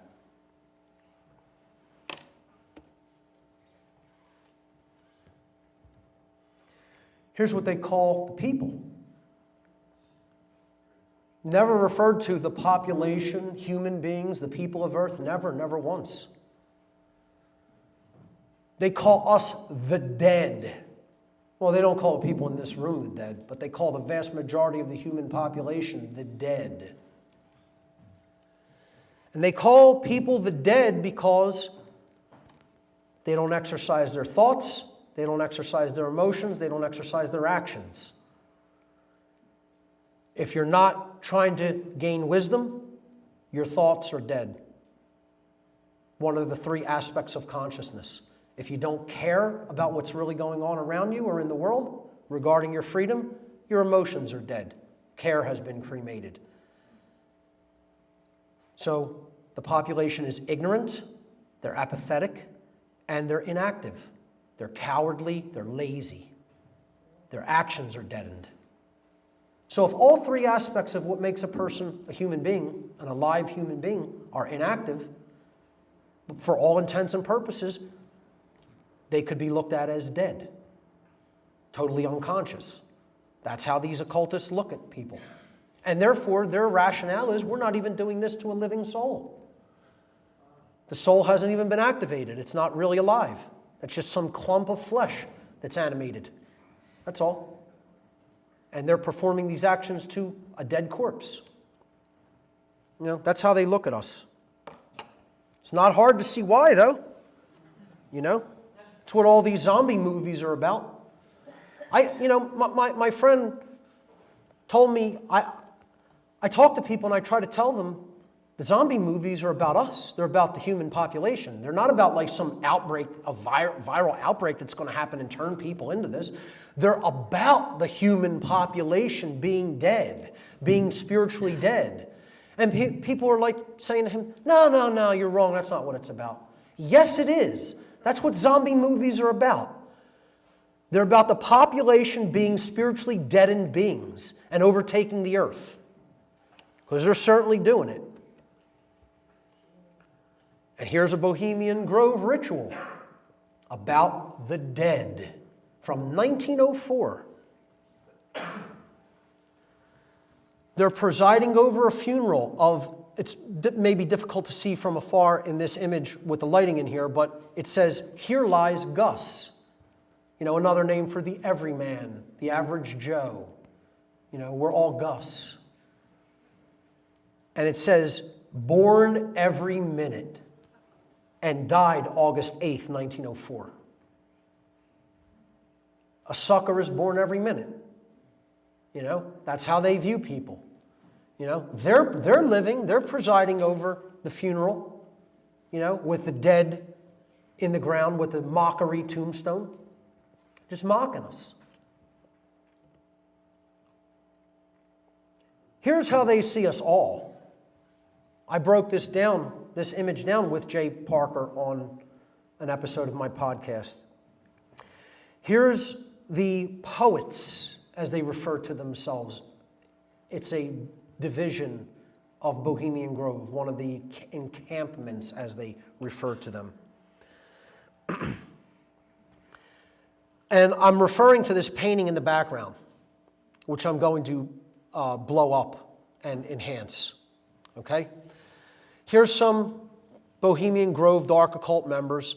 They painted this painting while they were at the Grove. And you see it depicts a line, like a procession of human beings.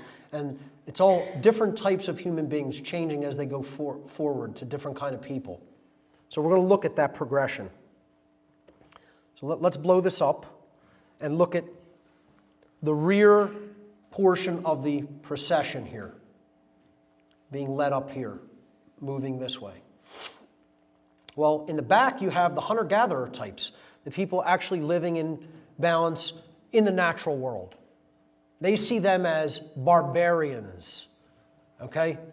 Basically, only taking what they need from the earth, living off the land. You know, that's barbarism, okay? The old hunter-gatherer types of human beings.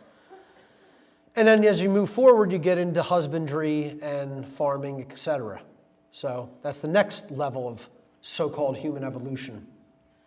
So let's move forward.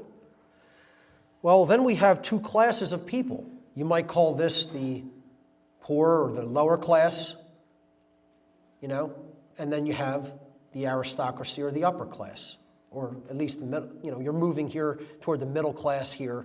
There's even kind of like a separation. You have who they consider, you know, the slovenly and you know, just degraded aspect of society. And you have here's the poor. They're all like, you know, waifs practically.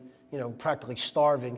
You got this guy who's got a little bit of something or bread maybe, you know, but he's still like really emaciated. Then you have the aristocracy. You know, they're the moneyed and so-called cultured people, you know, who are doing a little bit better than everybody else. And then in front of the aristocracy is the strong man, the police and military. That's who he represents. He keeps the rest of the population isolated from the true ruling class. So when we go forward, okay, who's in front of him? The bankers. But they're not the ultimate ruling class. They're the ones still doing the bidding of the ultimate ruling class, which is the guy in the black top hat, the dark occultist.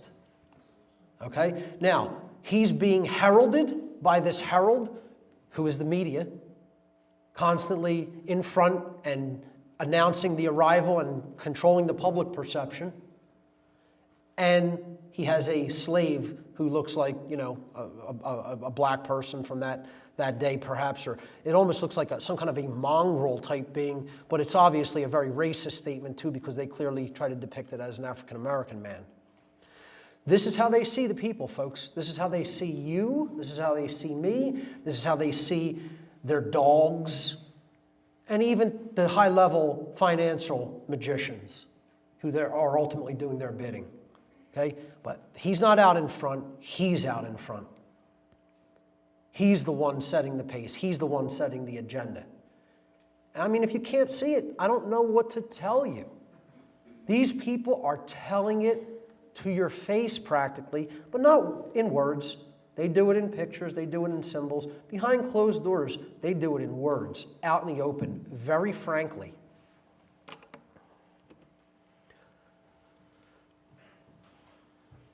Mini-me Satanism. This is the other way that they continue to keep their control and continue to run the world. It's what I call mini-me Satanism, and it's what most of this whole society subscribes to. Mini-me Satanism. Everybody wants the Iron Throne, right? Nobody wants to destroy the Iron Throne.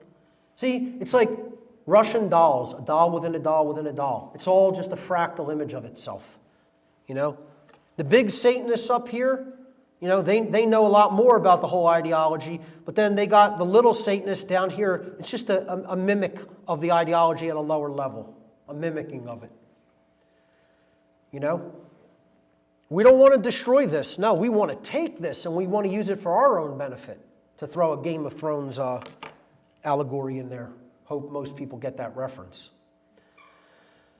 The tenets of Satanism are live only for yourself.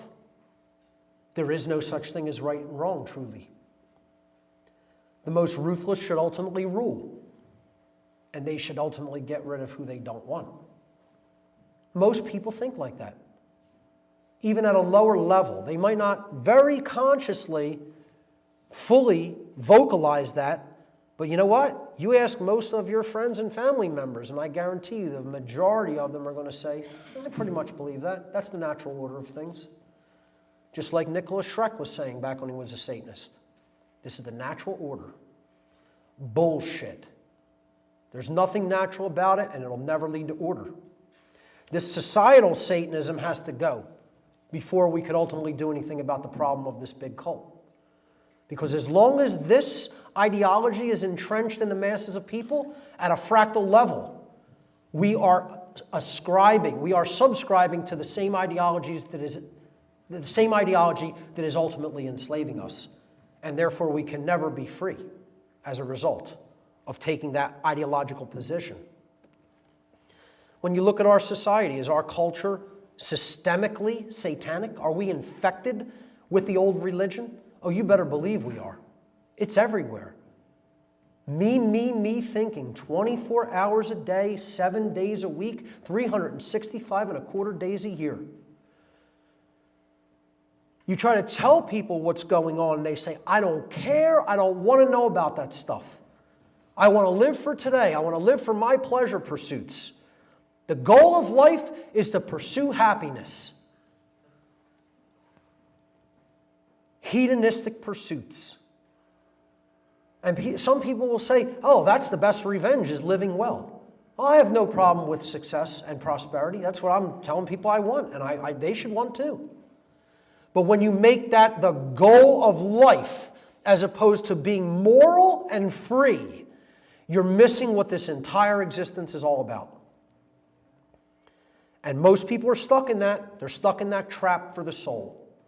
Hedonistic pleasure pursuits and living only for me, me, me, me, me. It's what our whole culture is based on. It's what they got people believing is the point of life, instead of to learn and to grow in consciousness.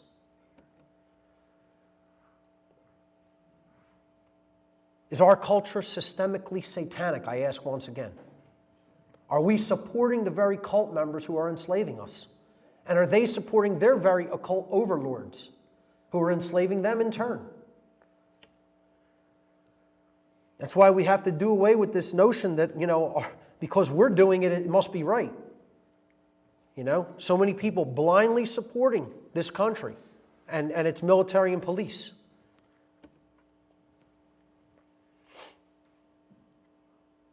The answer is get out. I got out. I got out when the getting was good. That's called the 23 skidoo. Well, you know what? The getting might not be so good anymore. It's going to be harder and harder to get out of this as we go deeper and deeper into it. It's like quicksand. In other words, quit your cult. This has been my motto, my dictum, It's been my mantra over the last year. Quit the cult. The cult is not interested in helping you. It doesn't want to help you. It doesn't want to protect you. It wants to own you. How do you quit the cult? In What on Earth is Happening, when I first did the initial series years ago, it's almost a decade ago now, about 9 years ago, I gave in the solutions section the 3 R's, and they were respect, remembrance, and the third one was, respect, remembering, and responsibility, okay? So those 3 R's are what I want to reiterate upon as the way out of the big cult, how to get out. However, I'm going to give a new 3 R's to complement the original 3 R's of respect, remembering, and responsibility. Repentance is the true form of self-respect. And this is a religious term, as it is most often used. It means saying that you're sorry, making an apology for wrongdoing and wrong thinking. It means saying the most powerful 3 words that can ever be spoken by a human being.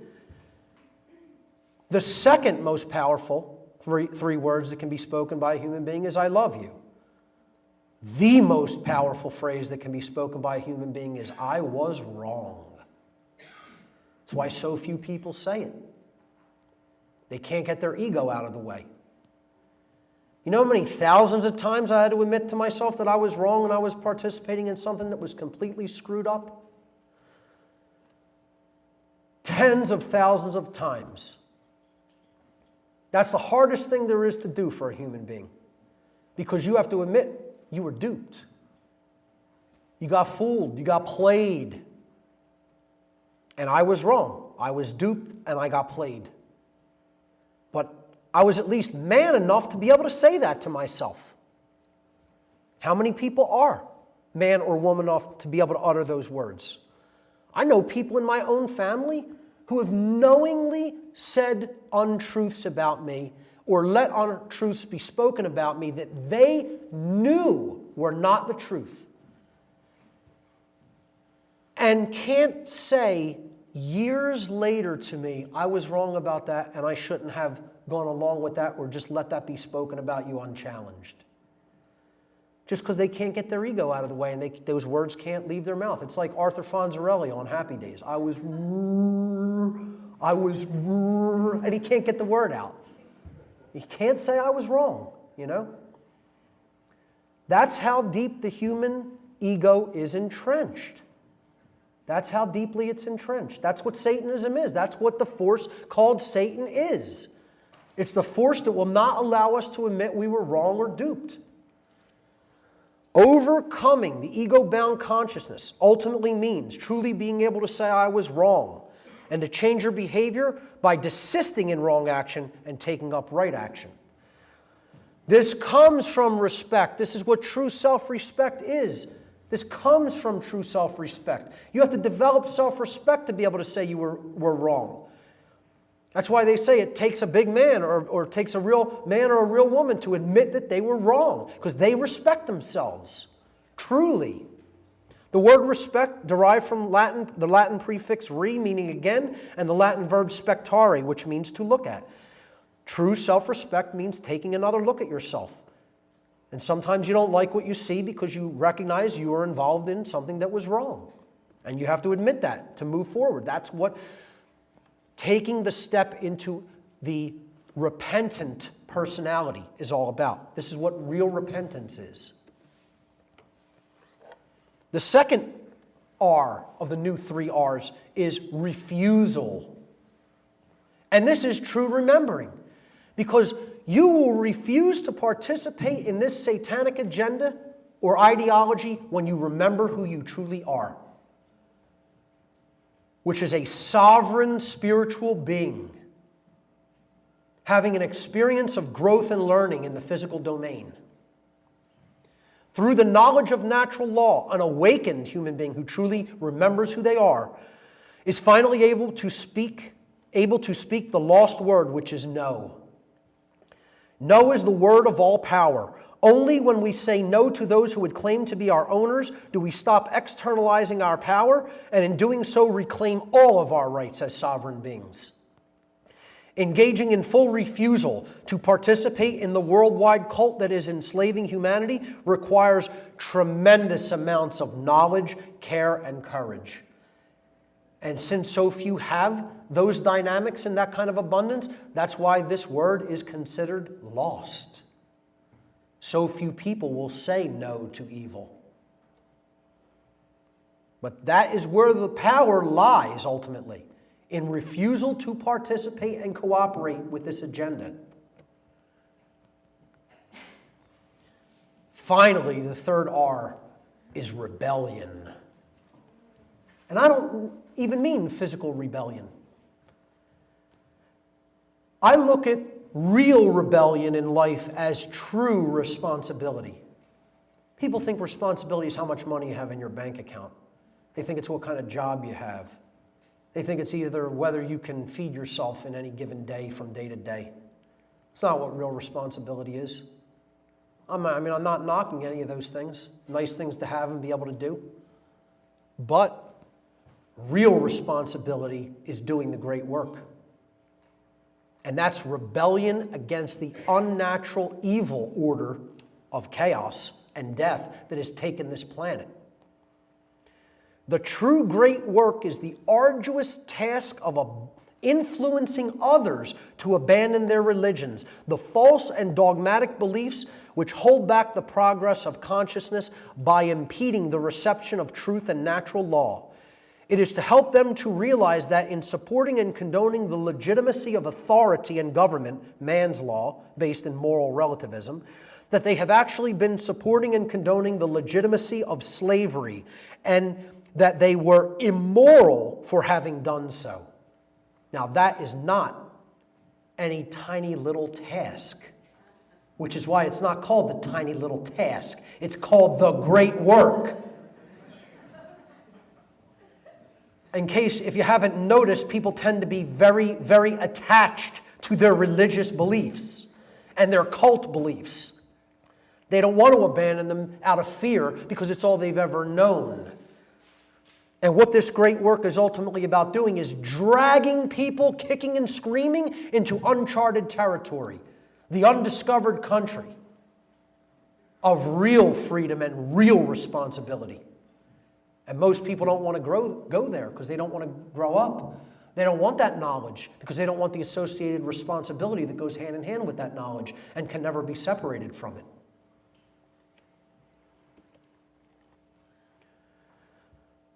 You want to know what two of the most powerful words that can ever be spoken are? I will. Now you want to get into the real law of creation. There it is right there. What will you do? That's the question. You know, people say, oh, you make the recognition that all this stuff is wrong. Well, what are you going to do about it? A whole lot. And I have done a whole lot. And I will continue to do a whole lot. That's influencing people to understand what's right and what needs to be done. That's the word that needs to be said. Those are the words that need to be said. Don't look at Mark Passio and what he's going to do. Say, I will. Take that responsibility on your own shoulders. What are you going to do? That's true responsibility. And you know what? When you turn your will to that great work, that's true rebellion.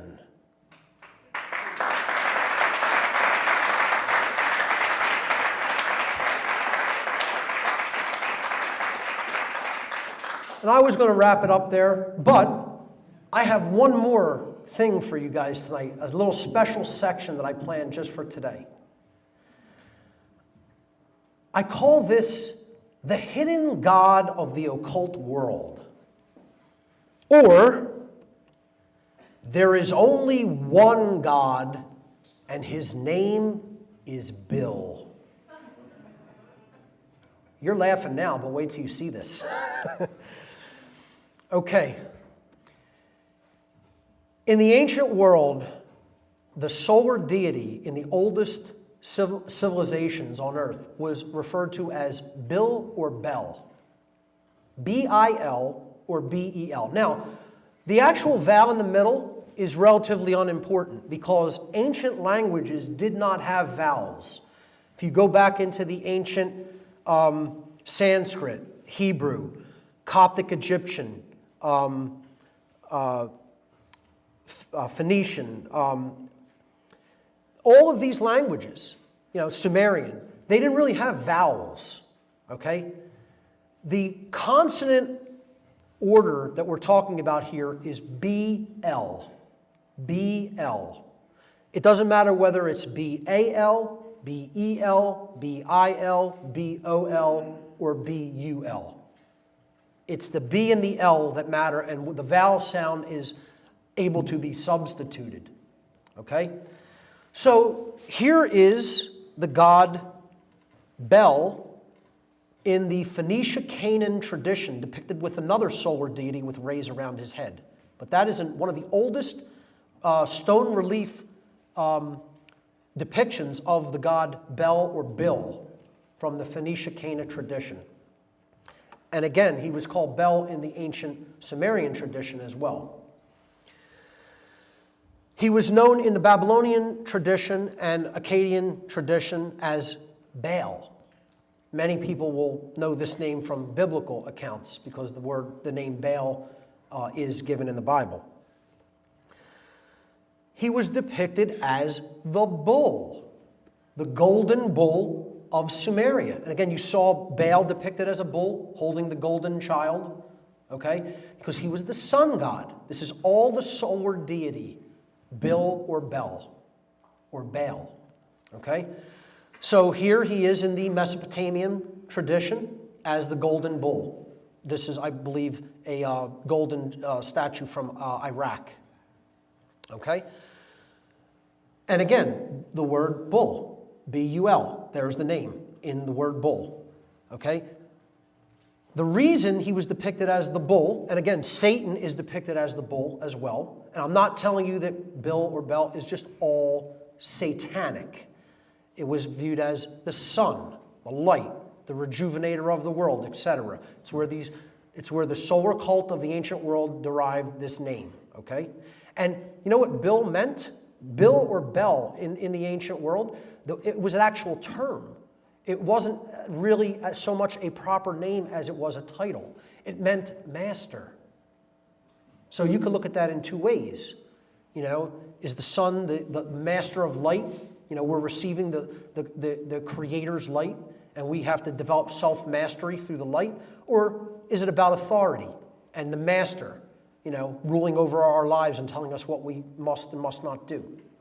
It's two ways of looking at it, just like there's two aspects to the sun, two aspects to the light. There's the true light aspect, and then there's the dark sun. Okay? You have to be able to view these things as having multiple dimensions to them. When you get into the unidimensional way of seeing things, you're missing the point. Okay?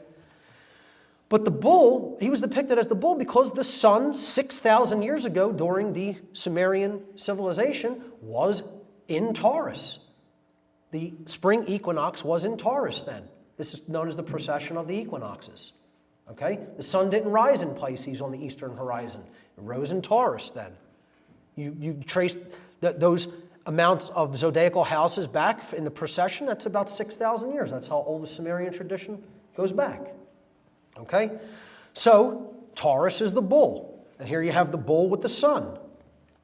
It makes perfect sense. Okay? Now, we talked about May 1st, the midpoint of Taurus, the bull, being the high point of the occult holiday. The midpoint of spring being the highest occult Sabbath in the occultic year. And it's called Beltane. Beltane, Bel's wheel. This is the solar wheel. The zodiac is the houses that the sun passes through as a wheel during the course of the year. Well, that's Bel's disk, Bel's wheel, the sun's wheel. The civilization that came out of that time period of the world was Babylon, where all of this dark occultism ultimately came out of. Now, the word Bil is right in the middle of the word, Babylon. So we break down the word Ba. What does Ba mean in the ancient languages? It means spirit. Spirit. On. Jay talked about that word. On means light. And then Bil, the sun god. So the spirit of the light of Bil, or the light of the spirit of Bil, the solar deity. That's literally what the name Babylon meant. The light of Bil's spirit, the light of the sun's spirit. Okay? Well, what's the god of the world today? It's Bil. So they just named it a Bil, right? Just it's accidental. There's no connection here. What do we want all those bills to do? Well, we need them to pay bills. Bill has to be paid, you know. He wants money. You know, that's his thing. So we have to acquire bill to pay bill. The people who have the most of these bills are the billionaires. The ruling class are billionaires. They long ago took all the gold bullion. Ever wonder why it's called bullion? It's named after their god, the bull. Well, on Wall Street, there's their god, the golden bull of Wall Street. They always want bull markets. They don't like it when there's bear markets. They want the bull market. And when there's not a bull market happening, they want a bailout. It's just an accident. It's all coincidence. They distract us with ball games. All the males of society are, or most of them anyway, are distracted by the ball. Keep your eye on the bouncing ball. Don't worry about your freedom and rights being taken away. All manner of ball games. Baseball, basketball, football, soccer's played with a soccer ball, tennis with a tennis ball, golf with a golf ball. You can go on and on. And bowling. I even like bowling myself. You know, I have a couple of bowling balls. So, you know, ball games provide distractions. You know, the young people of society, they want to grow up to either be a belle or a baller. You know, baller, street term for, you know, the super, you know, rich, you know, guy who, you know, he's the cool, rich dude who, you know, got his money from gaming. And the belle, you know, our young women want to just grow up to be pretty. This is the word associated with beauty. Belle means beautiful. You know, from their sun god, you know, the beautiful deity. They distract us with billboards. It's where all the advertising goes to put subconscious messages into the mind. The top singles in pop culture, music, which the Dark Occult worked through, is called the billboards. Actors are given billing in Hollywood. The Masons are referred to as the builders, whether they be builders of the light or dark builders. We're all builders of society. Two of the big forces ushering in negative political change, communism and Zionism. And these were led by the Bolsheviks and the Balfour Declaration. All right there in the Word. One of the biggest secret societies, the biggest think tank, occult secret societies in the world is the Bilderberg Group. Well, you think that's accidental that the first place they met was the Bilderberg Hotel? Bilderberg means the foundation of Bill. Or in other words, the rock upon which Bill's church is built. And believe me, it is being built upon that foundation. We have a prince in the royal family of England that is going to become king at some future point, and his name is Bill, Prince William. Well, do you think they named the future king Bill or William accidentally? I don't think it is. That's their god. That's why the English royalty vacation at Balmoral Castle. They go there to learn the morals of Baal. Okay?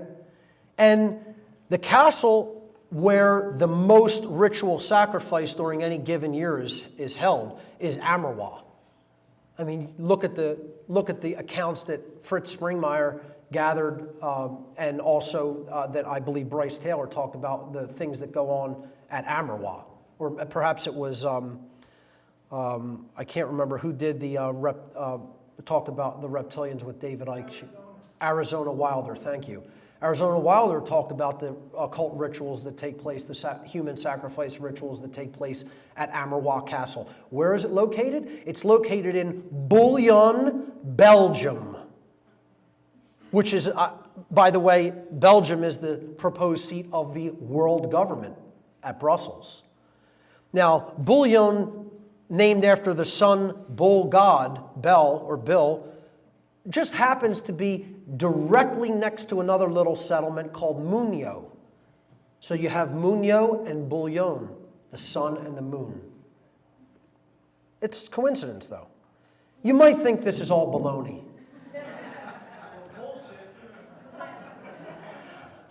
I think people just can't see the connections because they're a little bullheaded. They're rigidly attached to their belief system. That's the belief systems, the belief systems that they give everybody. And Jay talked about it as the lie is in there as well. Bel's lies. The dark sun gods and the dark solar cult's lies. I think it's going to take a lot of courage, otherwise known as boldness or having some balls, to really change the trajectory that we're on as a species. I think we need to be hit, we need to be struck with noetic lightning, with the lightning bolts. And maybe the light bulb will go on. And then maybe people will start paying attention to things like the Bill of Rights and the Liberty Bell, positive symbols for human freedom in our society. Maybe they could even listen to some of the words of wisdom in the New Testament of the Bible, the Bible. Maybe once we start doing that, we'll develop the ability to achieve balance. Because that's ultimately what it's all about, folks. It's about bringing the balance of the sacred masculine and sacred feminine dynamic together in that sacred union. And when we do that, and we understand natural law, maybe things won't have to get belligerent, and we won't have to use bullets to get this change done.